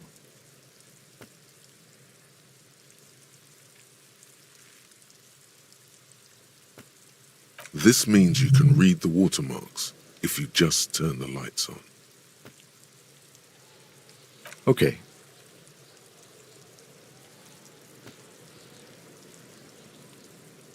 While a bunch of sodden papers sag from the clipboard in your hand, it's a sorry sight.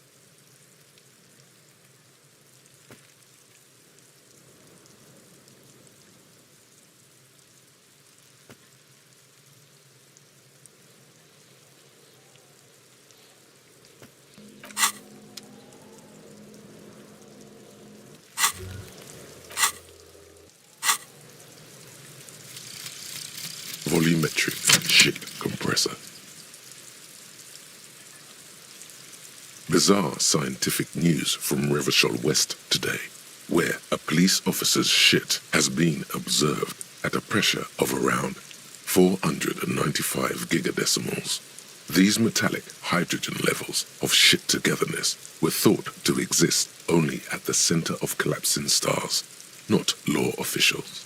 It remains to be seen how long the shit singularity lasts.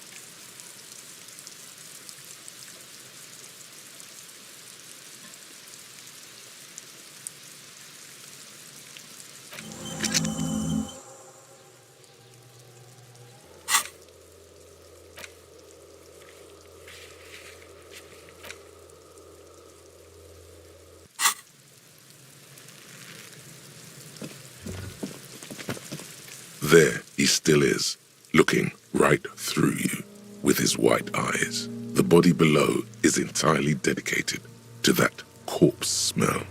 Emitting it is all it does now.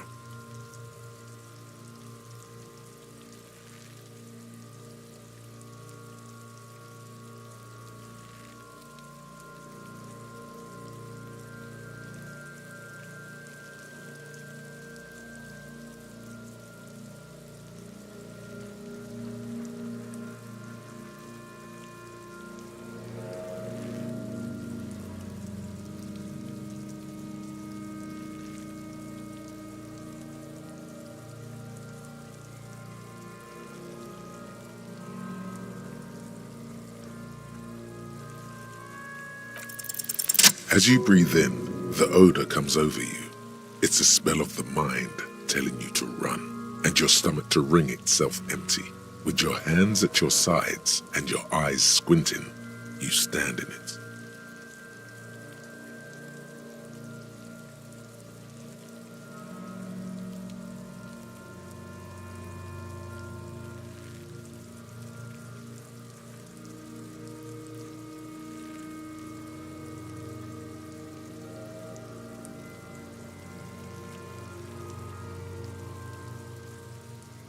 They do after 7 days, yes. We are deep in decomposition here.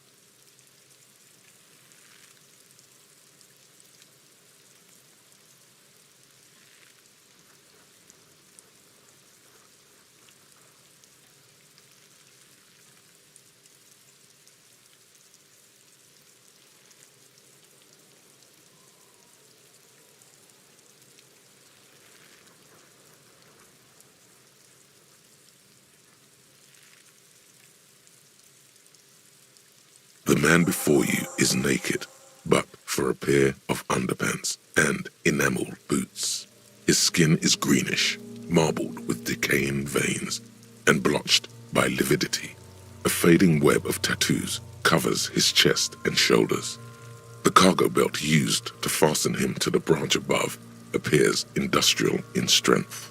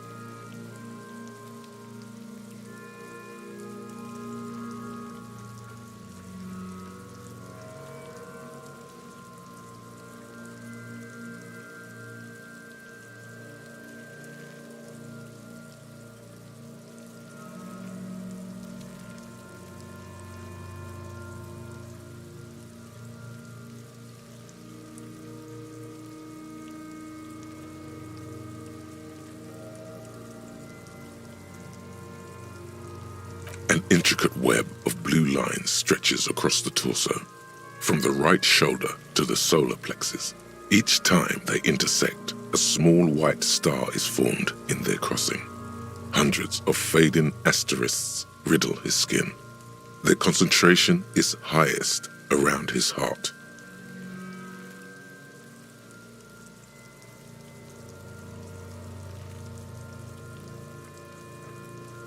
His corpse is marked by stars.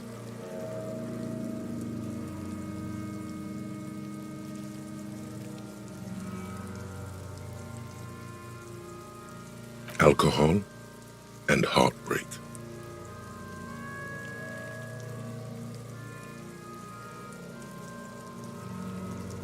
Your fist clenches suddenly.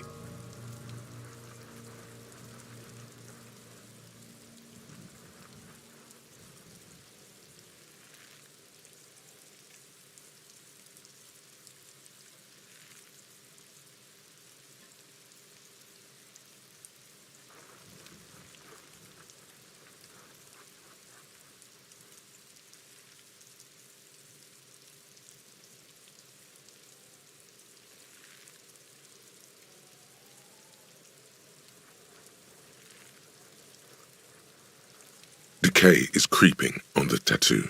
Already, most of the canvas that's holding it has darkened. Now, it disintegrates slowly, letting out a stink.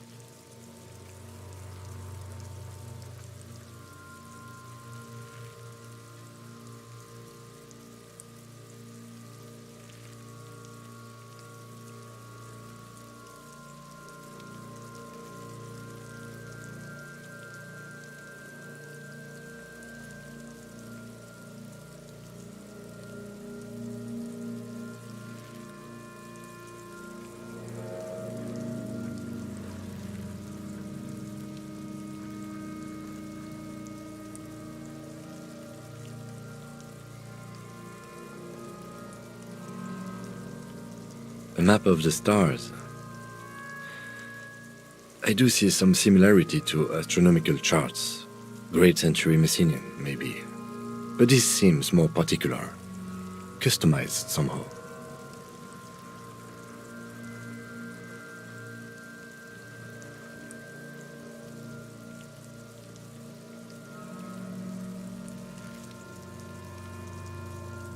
As if someone left out most of the night sky, filtering it through personal choice.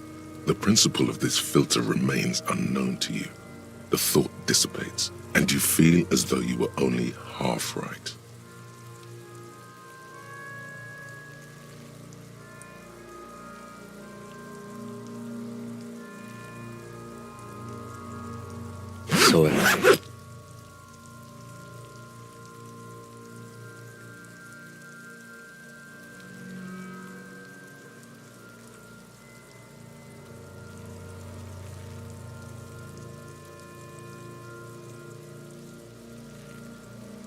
He takes a thin piece of milled aluminium from his coat pocket and pulls it open. Sounds like a sword being unsheathed. A small lens appears, some sort of camera.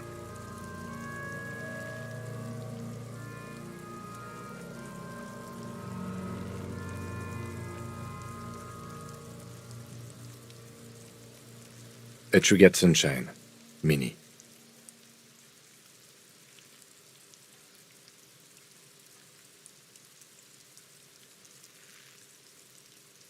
Shit, Kuno! What the fuck is that?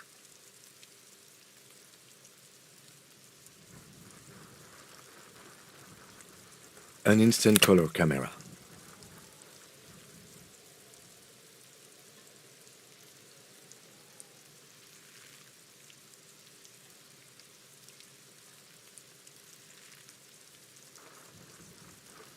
This is the first time he openly acknowledges the kid's existence.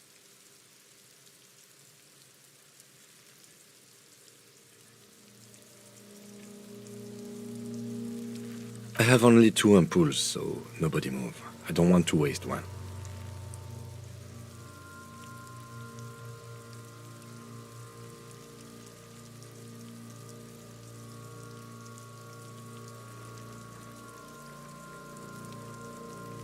A sound, a shrill flash, followed by the breaking of a small ampoule of glass.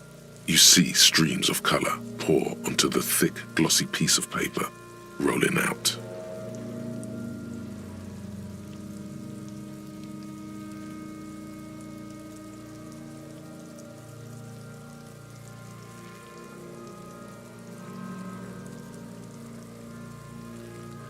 In case we need it.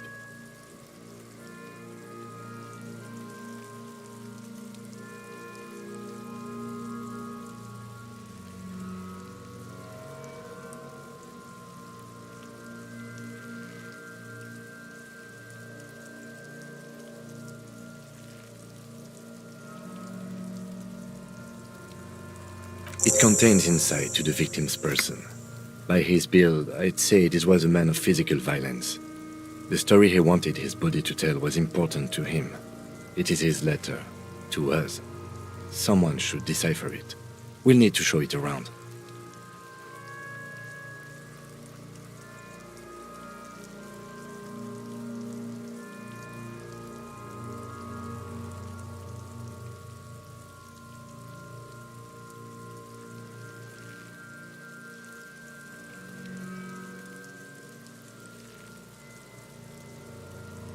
Sure. Just don't lose it.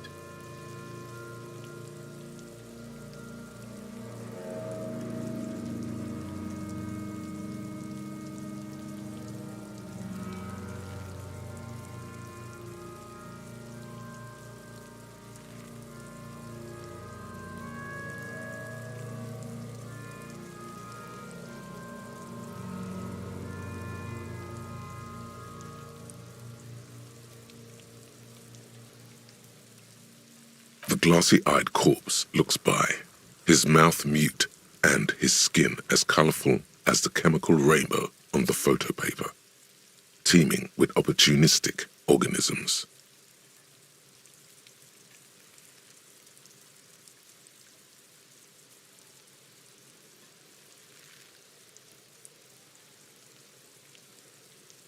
The material appears to be ceramic.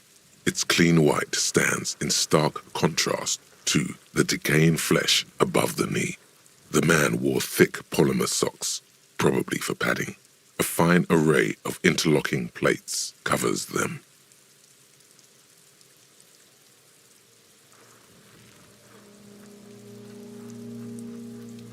Delicate and fragile, they feel alien to the world around you, out of place somehow.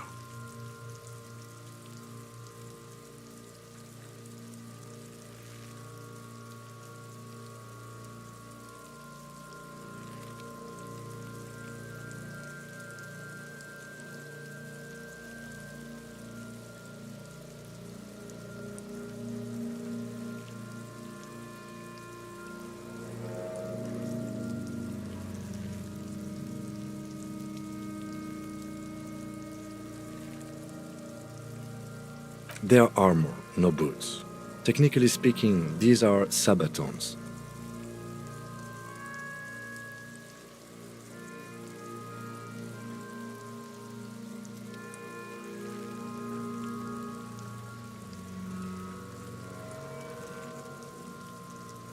Ceramic plate.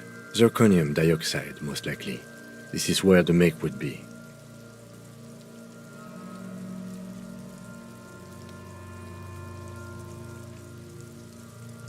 Under the hill. Fair weather.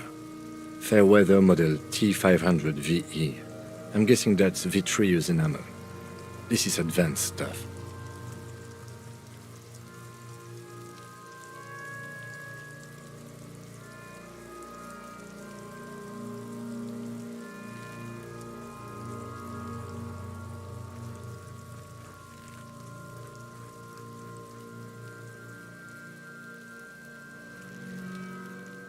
It is. It's expensive.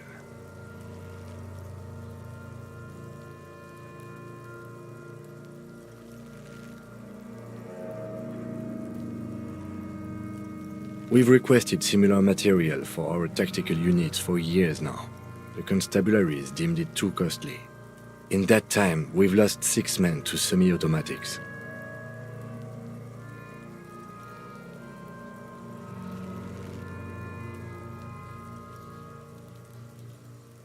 For a full set, about 4 years of wages.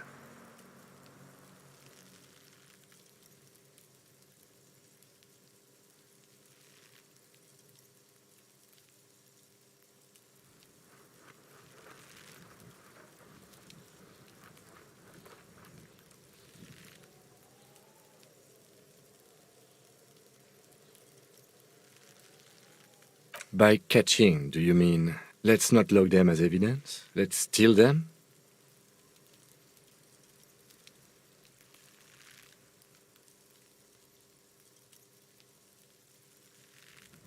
What was that about the constabulatory before? You need to push some buttons if you want to recruit the lieutenant in a conspiracy.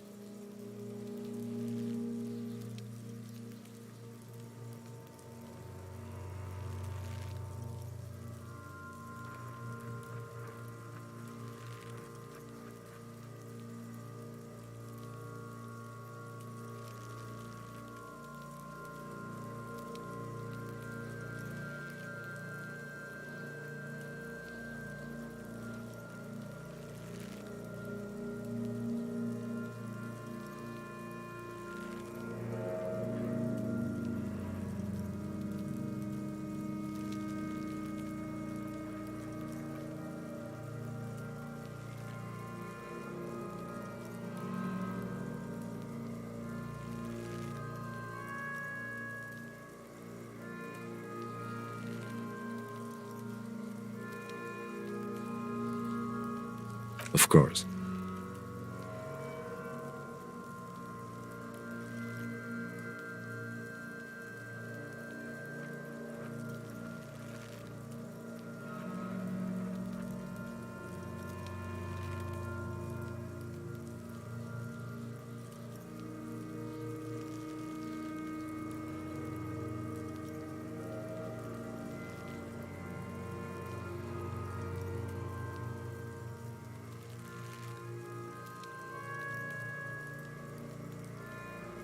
That's for us to find out. My initial report on the area suggests he was a security guard for the harbor company, but that's just hearsay.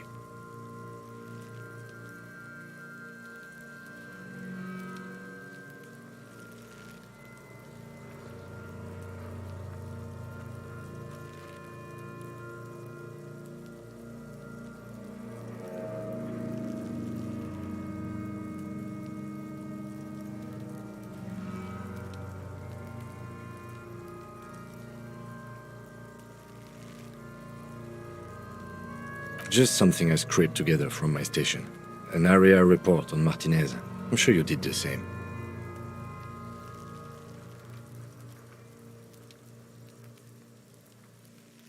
He's not actually sure of that. He's just being tactful.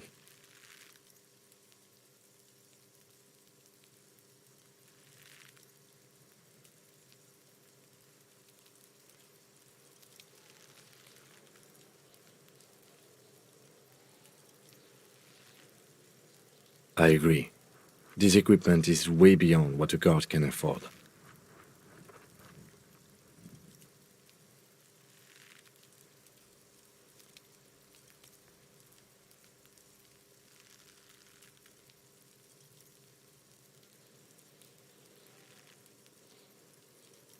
The locals probably scavenged it. It would be odd if he had more on after 7 days.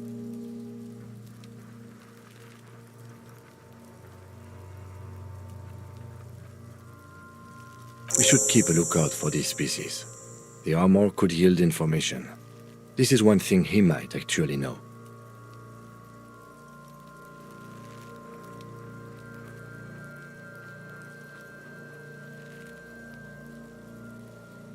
If you wear those pieces, it will help me protect your mortal coil.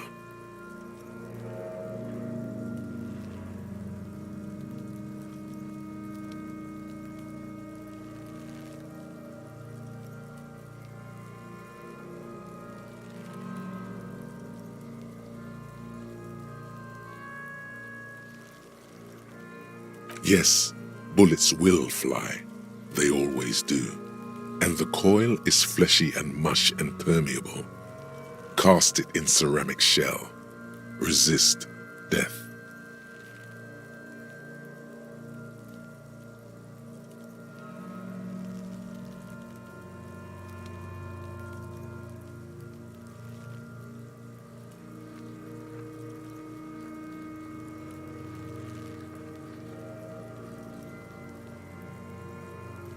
No, I think he had something precious underneath the clothes.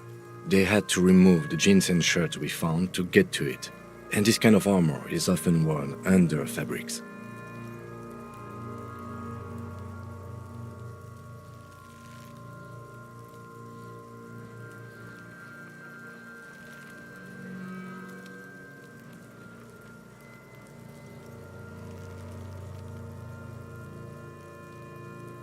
They usually hang them completely naked for that. La puta madre, the Mazda, the Besmerties and the like. This one still has his underpants.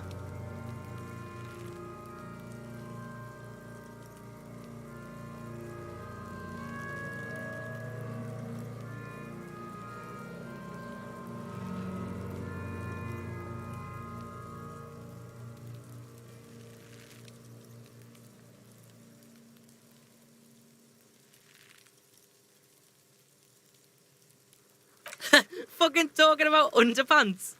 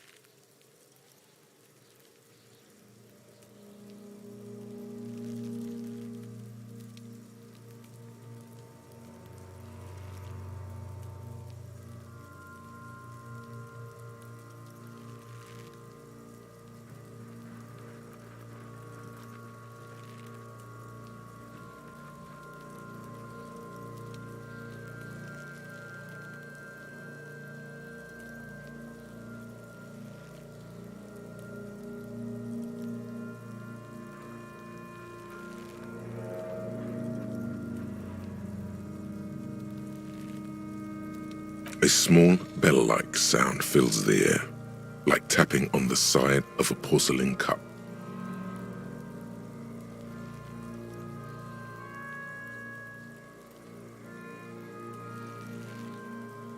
Suddenly, your biceps coil up.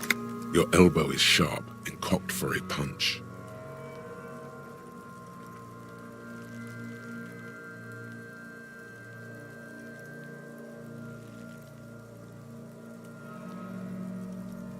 Your fist connects to the boot with the same ding. The sound does not appear to get louder.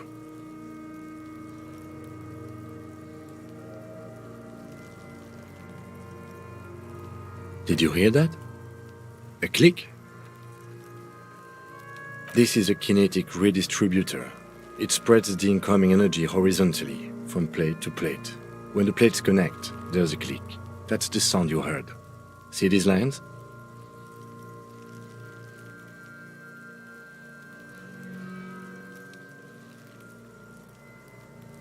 Faint, organic lines cover the plates where they separate into smaller ones. These plates then divide into smaller plates until there are hundreds of them altogether.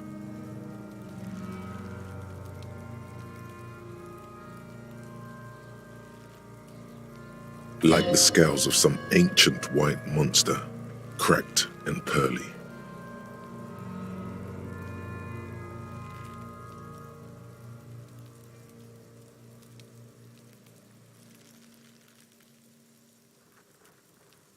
This feels dangerous. Are you sure?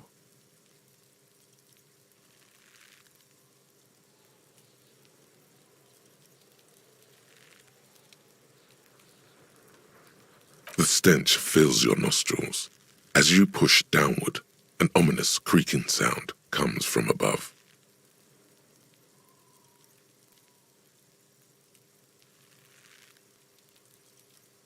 Stop!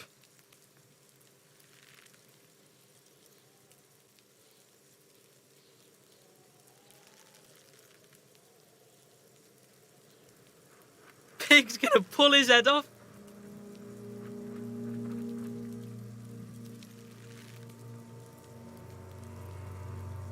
Brutal!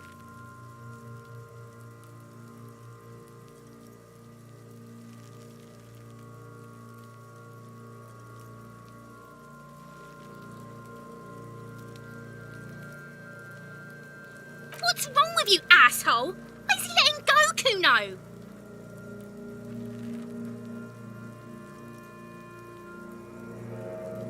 I don't know, baby. I don't know why he's such a...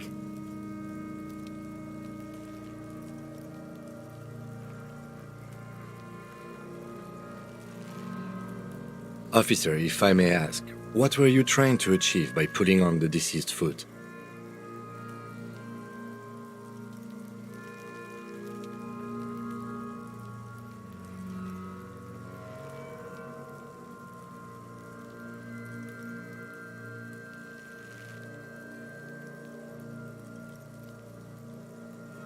The cadaver slowly twists on the cargo belt, his torso covered in tattoos, and extremities blotched pink and blue.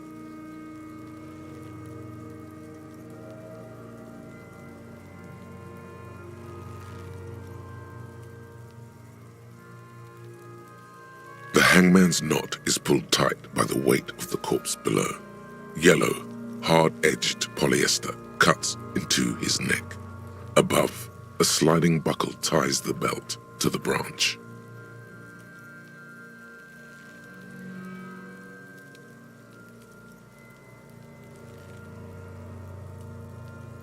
Oh my, there's something on the belt. A familiar word that speaks to the thirst within you.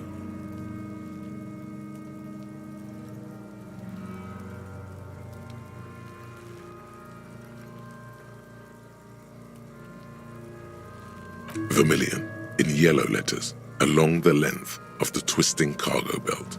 Only a deep longing for vermilion golden spirits lets you decipher the fading logo of the local brewery.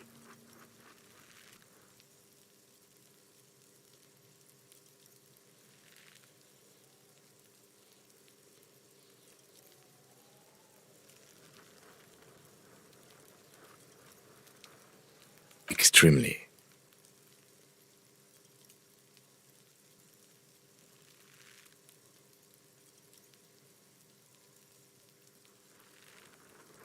Industrial strength, the kind used for tying cargo to lorries.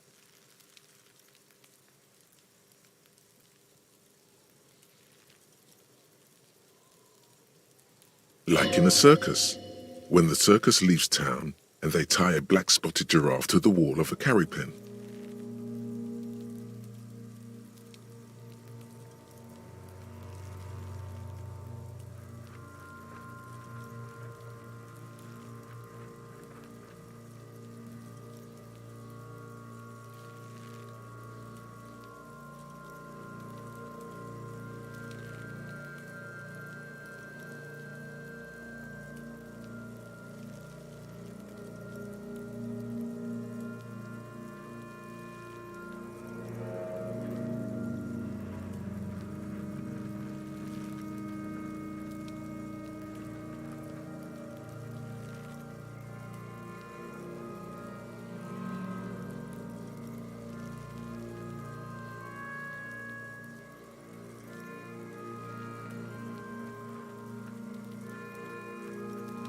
Yes, it looks like they used whatever was on hand, paying no attention to not incriminating themselves.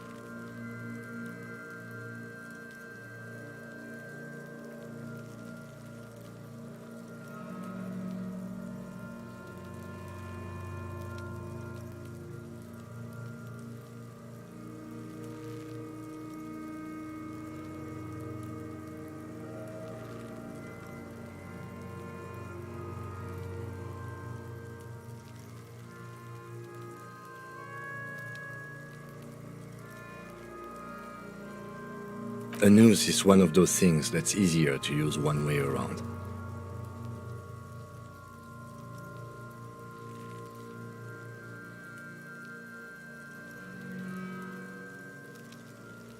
I think they lassoed the branch, then pulled on the belt, buckle closes.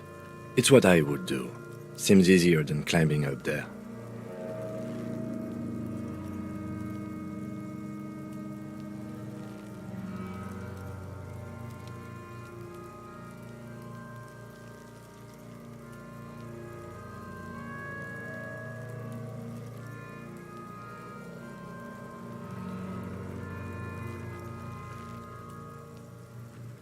The brief suggested as much, politically motivated by the ongoing strike. Did you not get a briefing?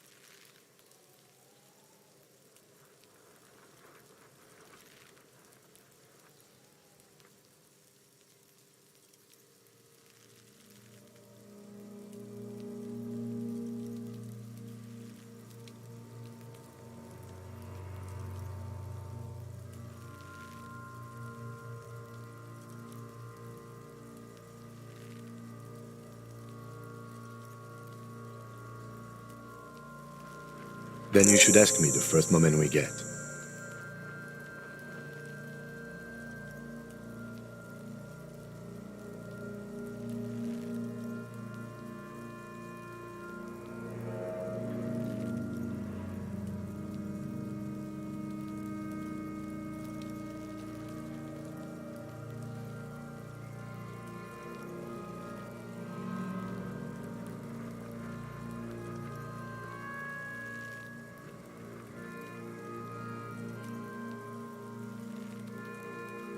It's not merely polyester, it's steel reinforced.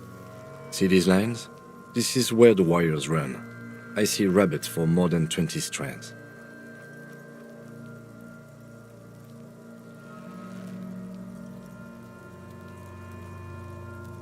This makes getting him down much more problematic than I had assumed.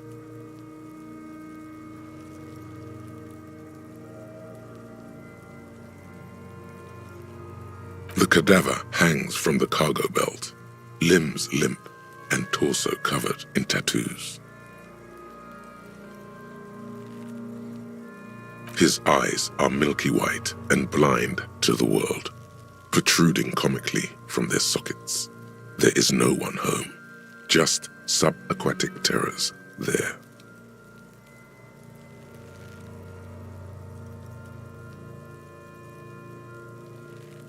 Dark brown hair grows on his head. His face is ready to explode from the organic processes inside. The death's head grin has passed. What remains is an unrecognizable mess.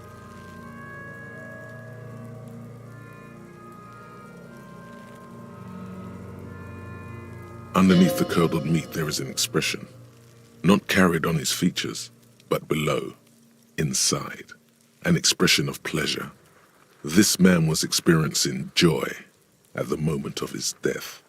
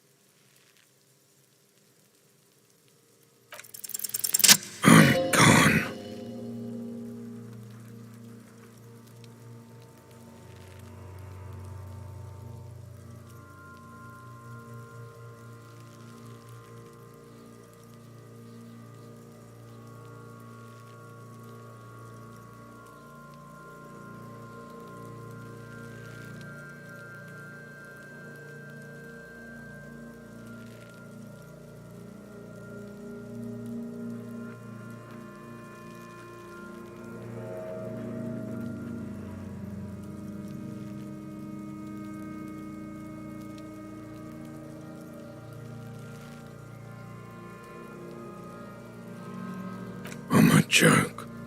Look at me.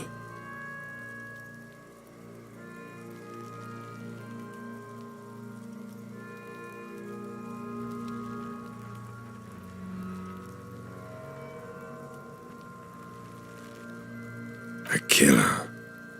A motherfucker. And a killer.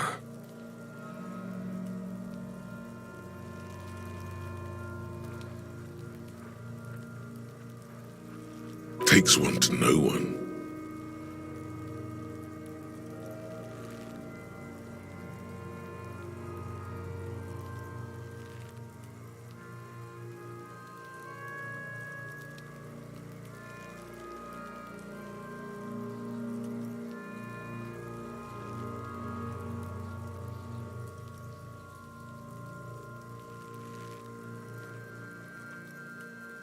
Go ahead, Coppo.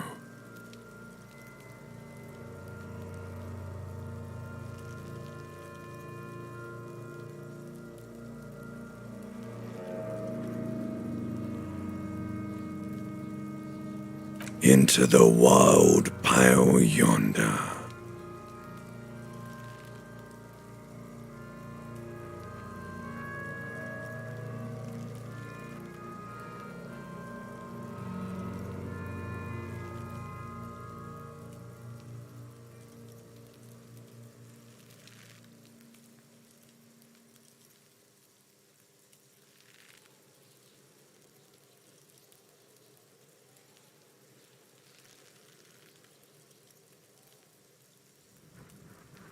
In the past, way out in the west.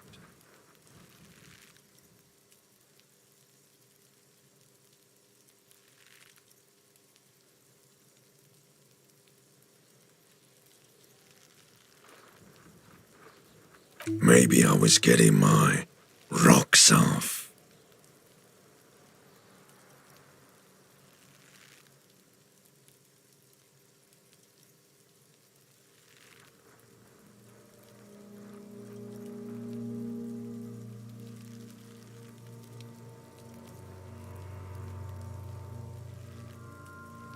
Do I look like an erotic auto-asphyxiation type to you?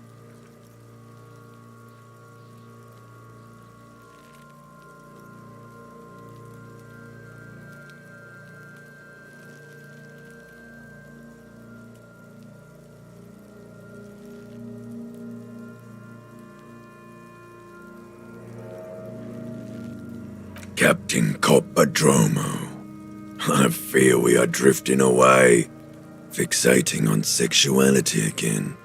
Let's go with a simpler question.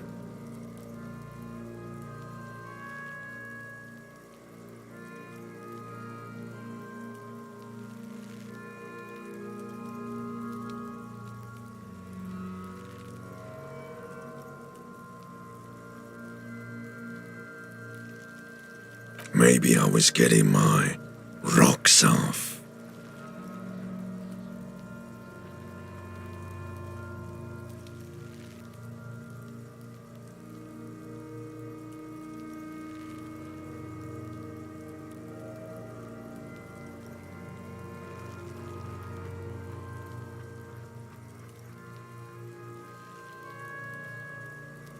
It's a mishmash, Coppabolo. You think I'm Messinian, don't you?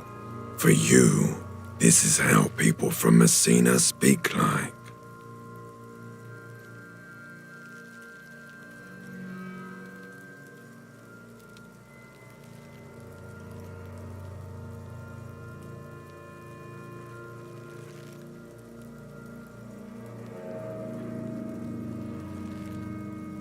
No, my hair is too light a shade of brown.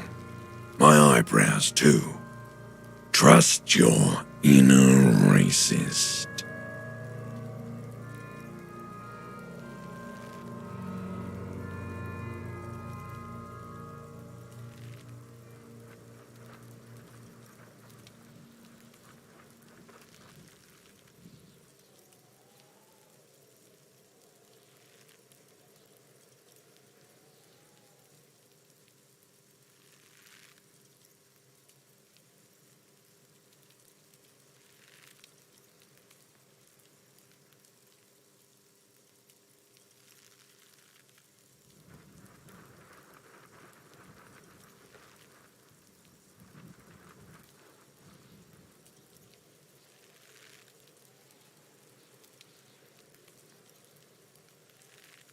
You think I am.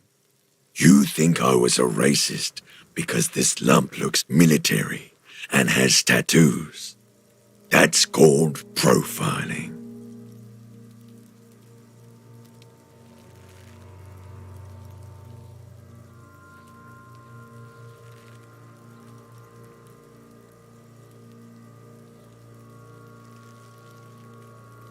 Do I look like an erotic autos, Captain Coppadromo?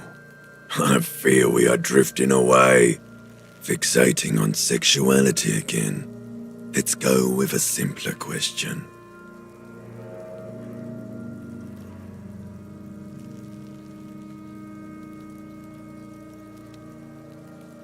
What do you mean?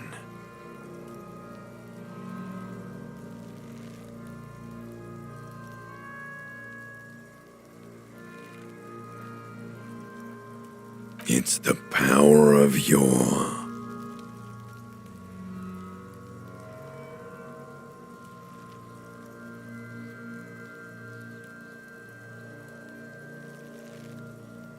imagination.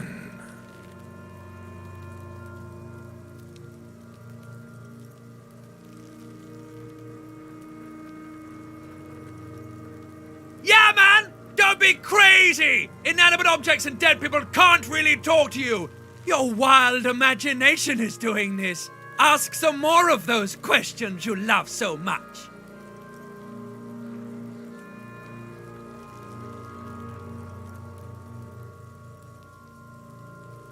He loves those.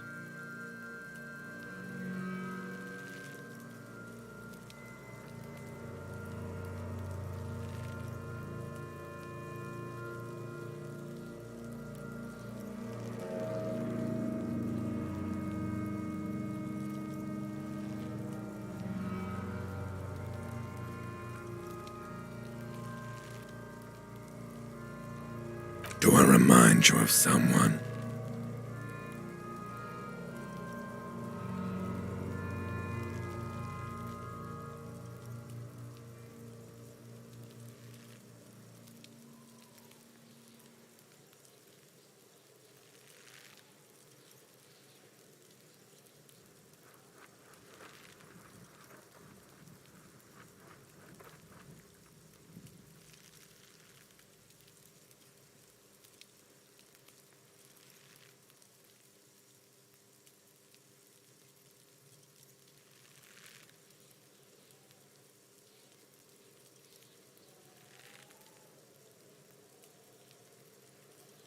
Sure I do. You just don't want to admit it.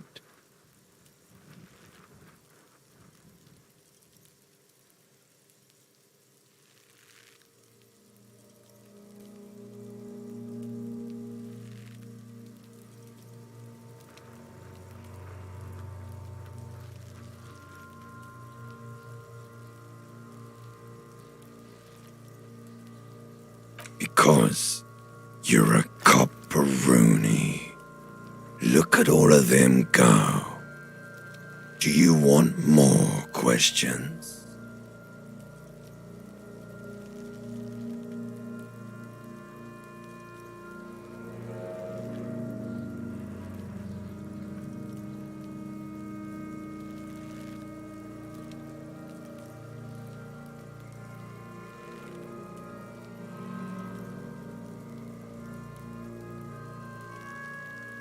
Coming right up, Copperoonie Rooney. This is getting upbeat now.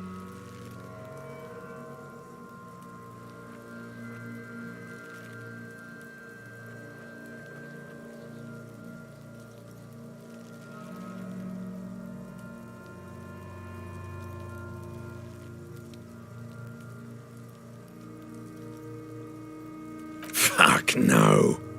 You're no Rooney.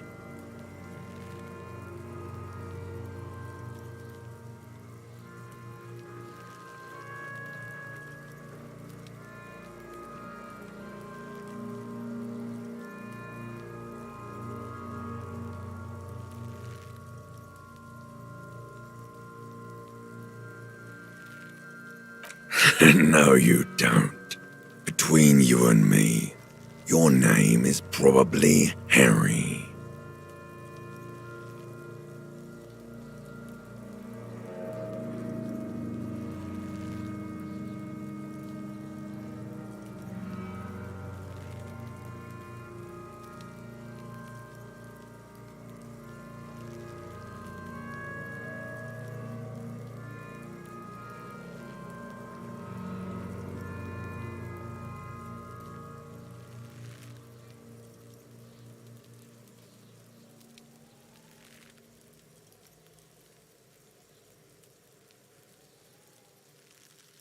Because you have.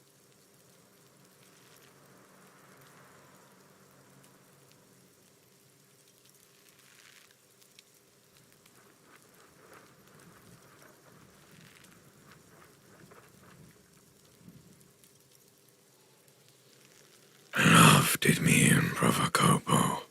It was love all along.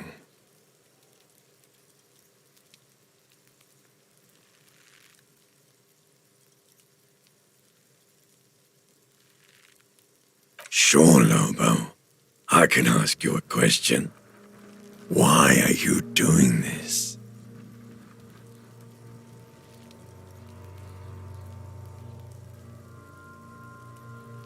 Looking at my face, motionless, looking into my eyes, standing here. Why are you investigating my murder?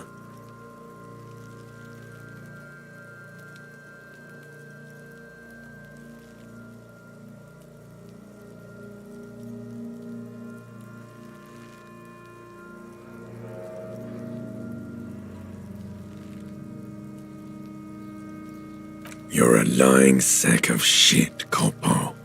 You're doing this because there is nothing else to do. Everything else is over. It's just me now.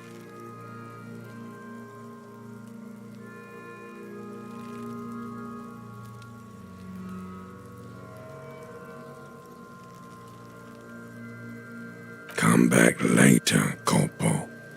Amuse yourself with my frank manners and my memento mori features. If possible, also, see me in your dreams.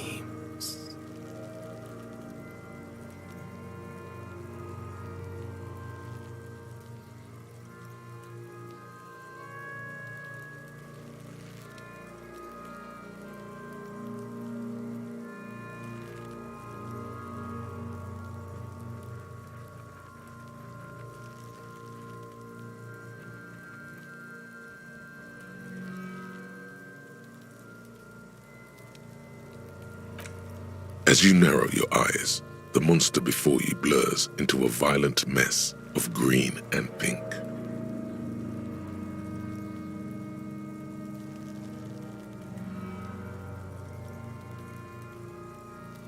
Only the lower extremities are pink with a dash of blue. His fatted hands, thighs, and his neck, just above the noose. The rest of the corpse appears dark green in the cold spring air.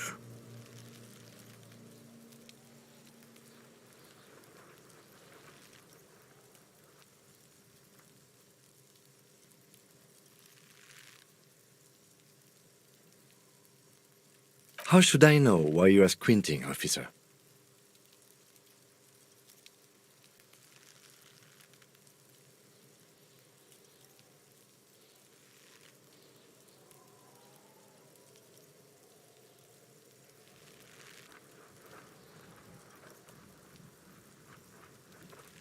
Oh. You are trying to assess lividity.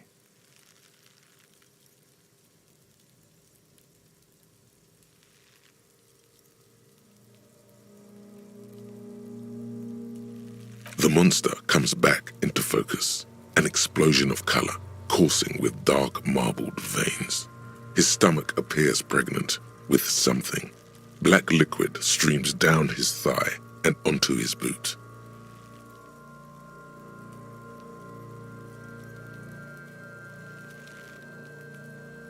So, what do you think?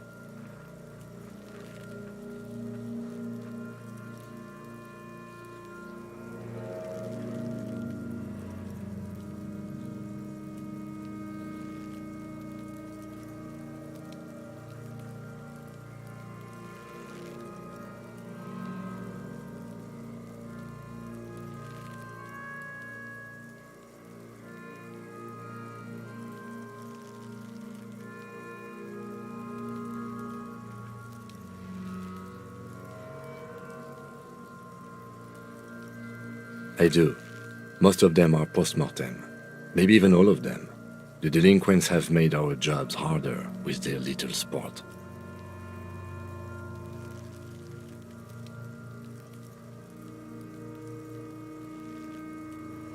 Stop talking in riddles, coin slot.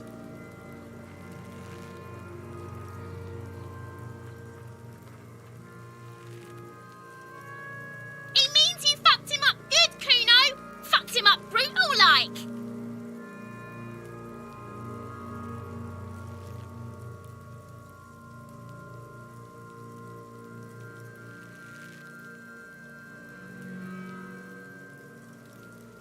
A pool of blood and feces has eaten into the frozen mud below the man's feet. Purge liquid is dripping into it, drop by drop.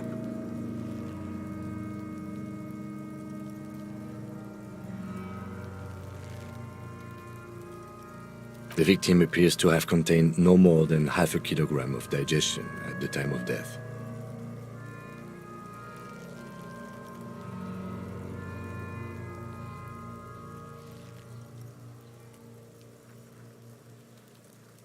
The fuck he's saying?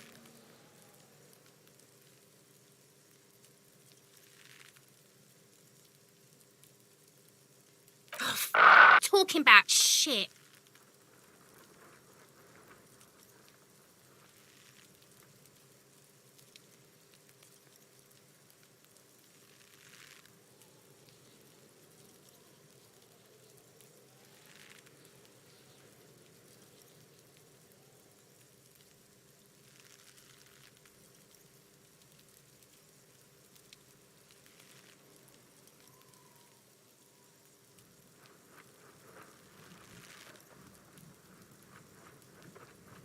Did we? I don't feel lucky.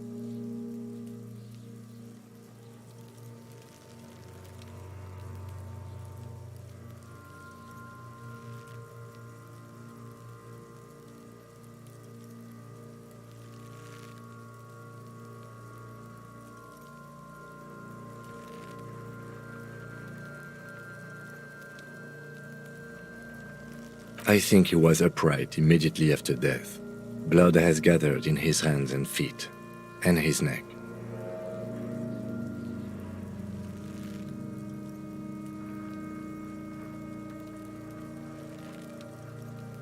The noose acted like a tourniquet, keeping the blood in his head. The hypostasis here is in tune with the hanging. That's what I think.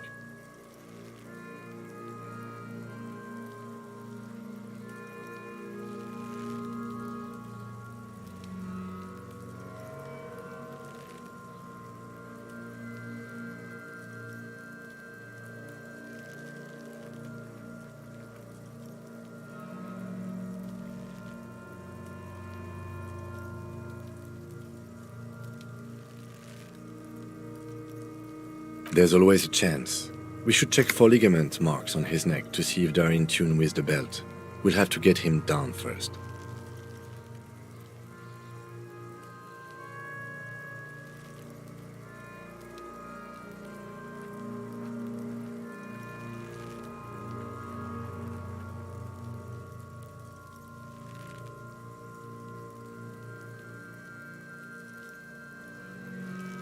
But there is no breath to catch, only the cadaver filling the air and your nostrils. He slowly rotates before you, decomposing.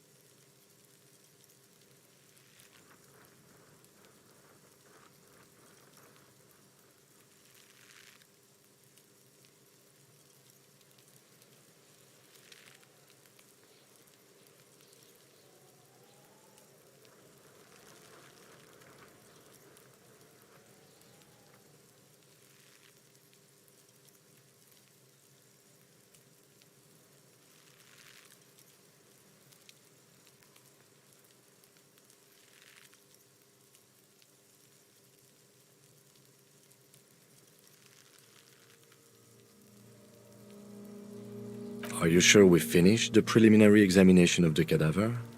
We might miss some of these things once he's done.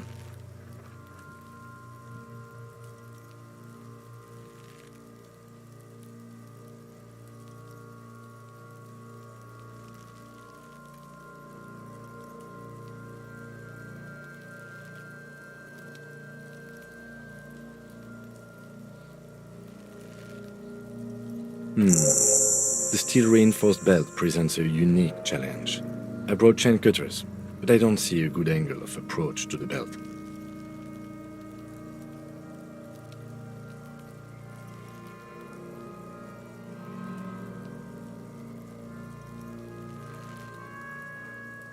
The cadaver is a good 1.2 meters up.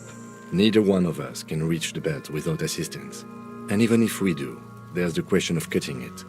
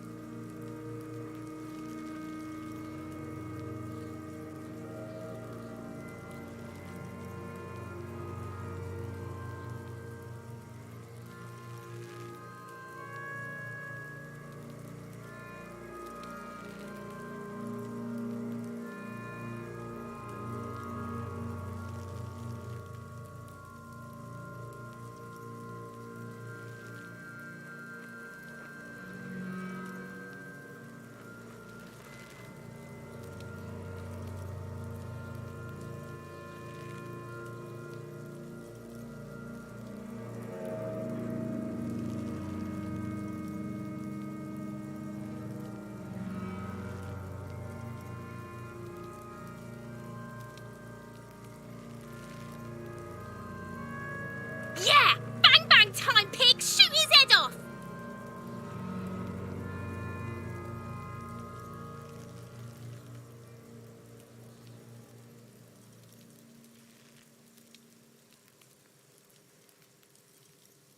How?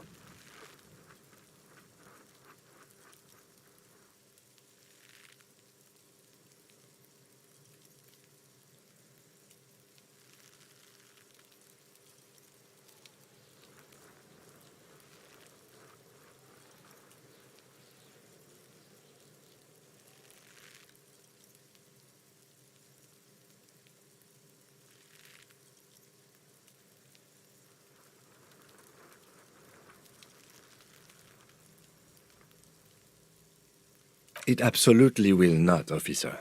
That's not how physics work. It will maybe cut Yeah, now we're talking. Entertain a Kuno with some shit.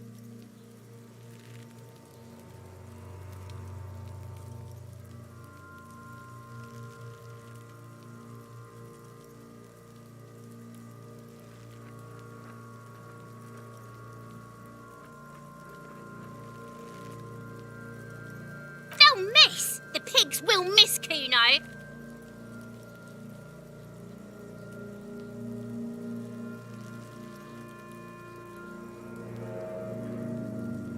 The lieutenant is undecided. On one hand, he wants to shoot some gun. On the other, it's an awfully stupid idea.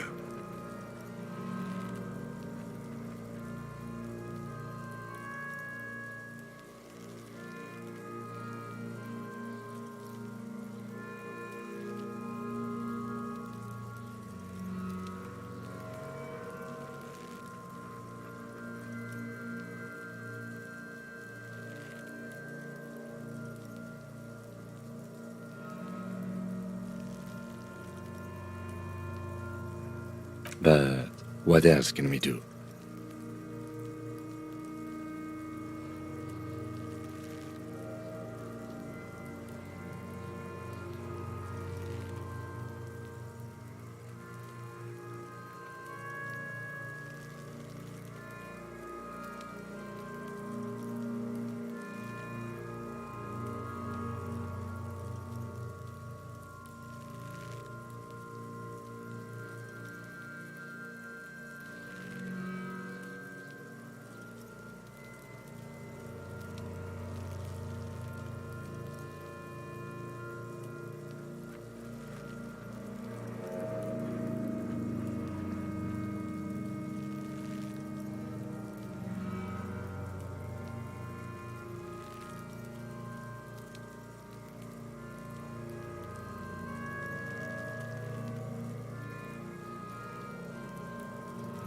He breathes out. Oh yeah, do this shit! Fuck it up!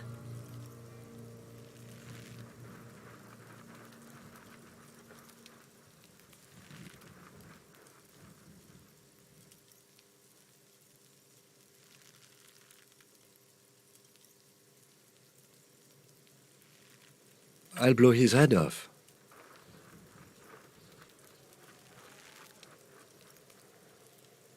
Take it! Take the shot! Yeah, take the shot. Kuno wants some of that shit. Silence. With his elbow sharp, the lieutenant unzips his jacket and produces a lightweight firearm. He drops a paper cartridge in the barrel, separates the scouring stick, and gives the cartridge 5 tucks.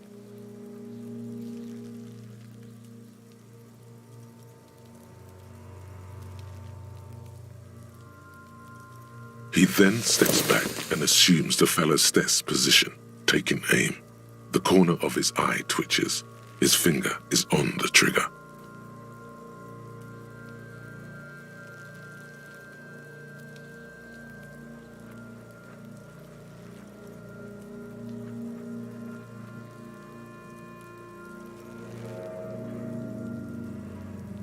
He's gonna fucking miss!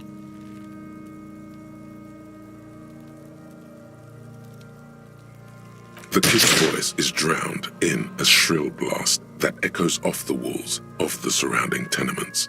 A cloud of smoke slowly parts in the air as the lieutenant steps back and says to himself,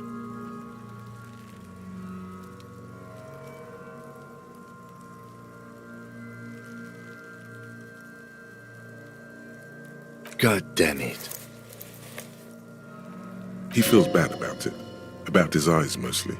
Just having bad eyesight. Probably from a young age. Whatever you do, do not console him.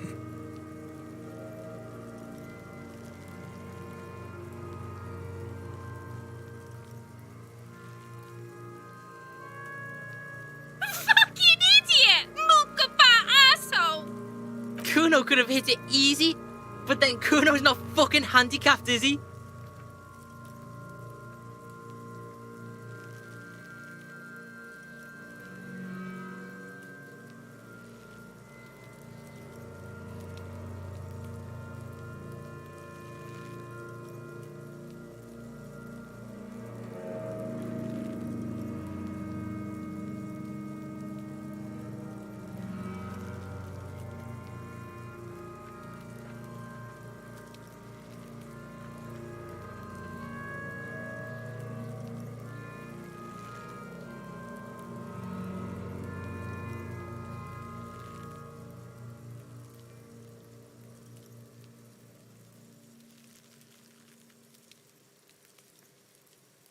No, we are lucky as it is.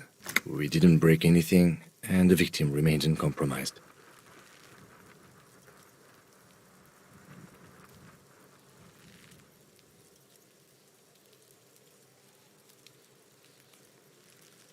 Any more mistakes could put us in an unfortunate position with the locals. We have eyes on us. I didn't do us any favors with that.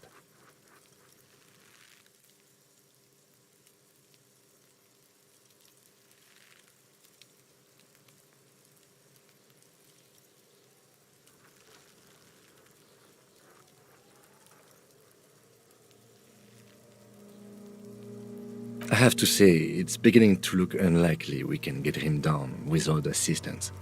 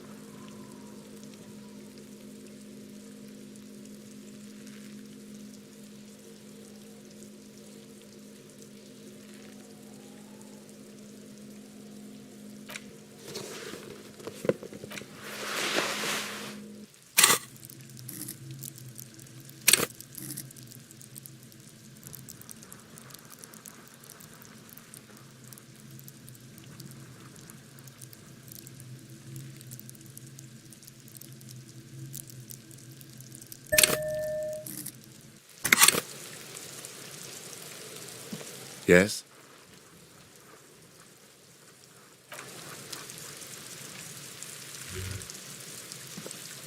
The man before you is naked, but for a pair of underpants and white boots. Yes, we do. It's bad as it is, us shooting firearms like punks here. Go ahead, I'm not stopping you.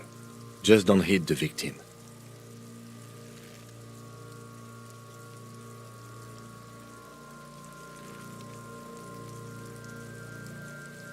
They only have one gun!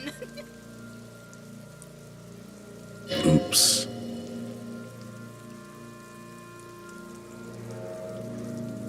This is the sorriest pair of pigs Kuno's ever seen.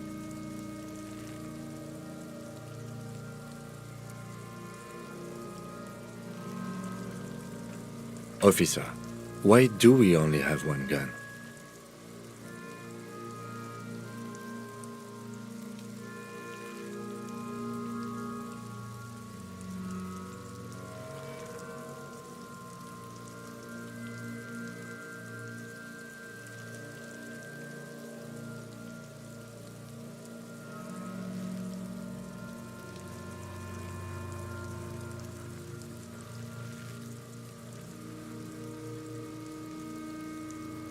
That is even more unfortunate than the badge. You need to contact your station about it as soon as possible. Try not to lose this one, please.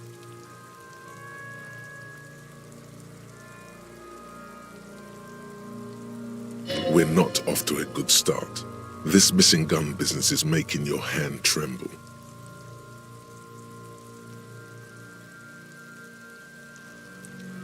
Yeah, take it, you fucking banana boyka! Take it and shoot yourself in the mouth!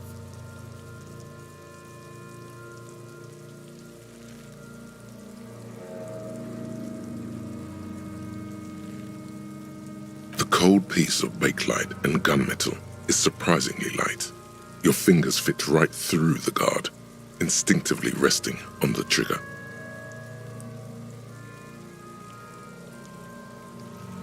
The fuck are you waiting for, Kuno? Tell him to shoot himself in the mouth!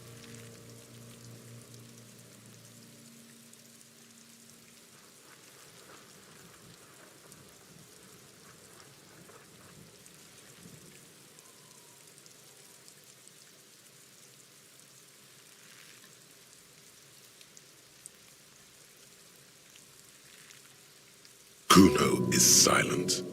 Aggression gathers in the air. The trigger feels delicate and ready to break under your finger.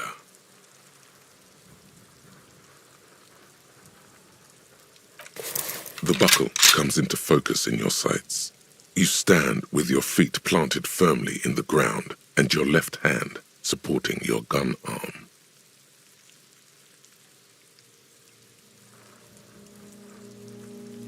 Why don't you just shoot yourself in your mouth? At least you won't miss.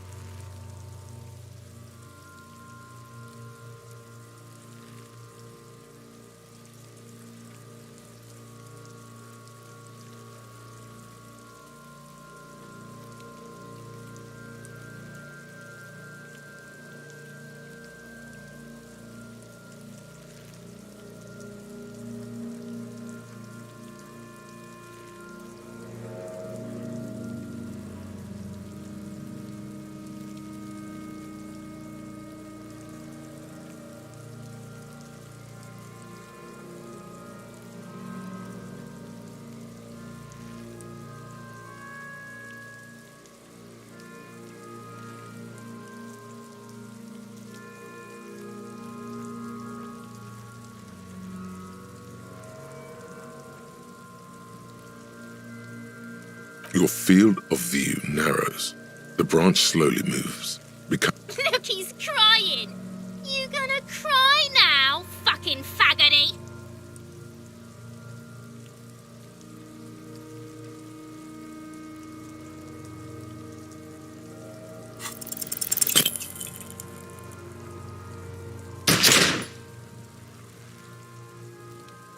A plume of smoke erupts from the barrel. Your hand goes numb from the explosion. With your ears still ringing, you lower the weapon to... You missed the belt. but hit the corpse straight in the chest. Bits of ribcage protrude from the skin. No blood, only a murky sludge dripping down his belly. The sudden stink makes your eyes water.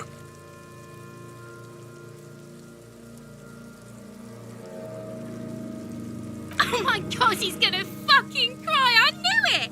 What a mulka!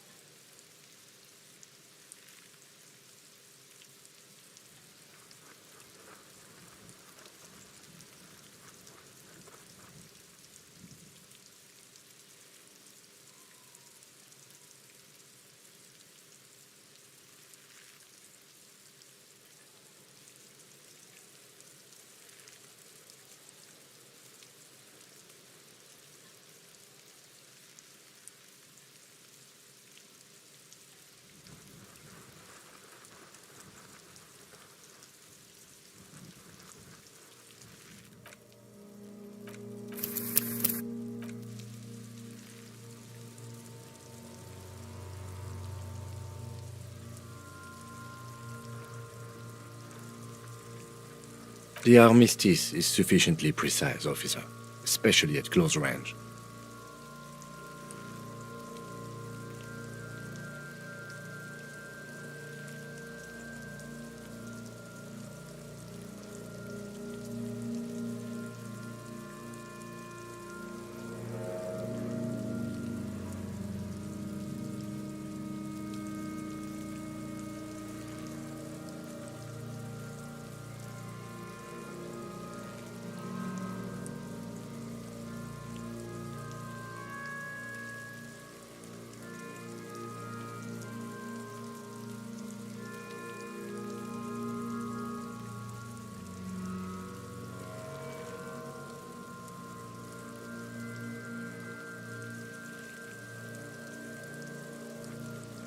It's not the gun's fault you can't shoot.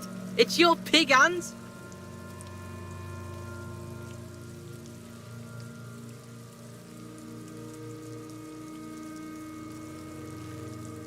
Pigs don't have hands. They have, like, fucking hooves or something.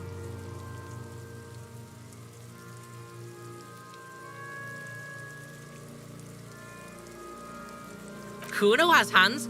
Kuno can shoot that shit down for you.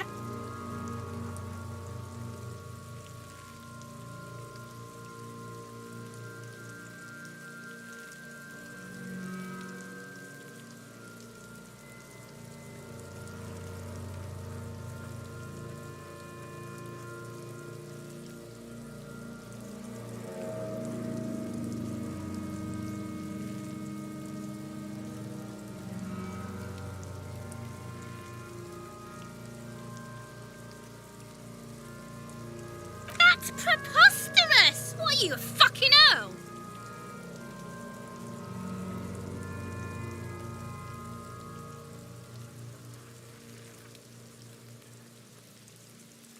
We still need to get him down somehow.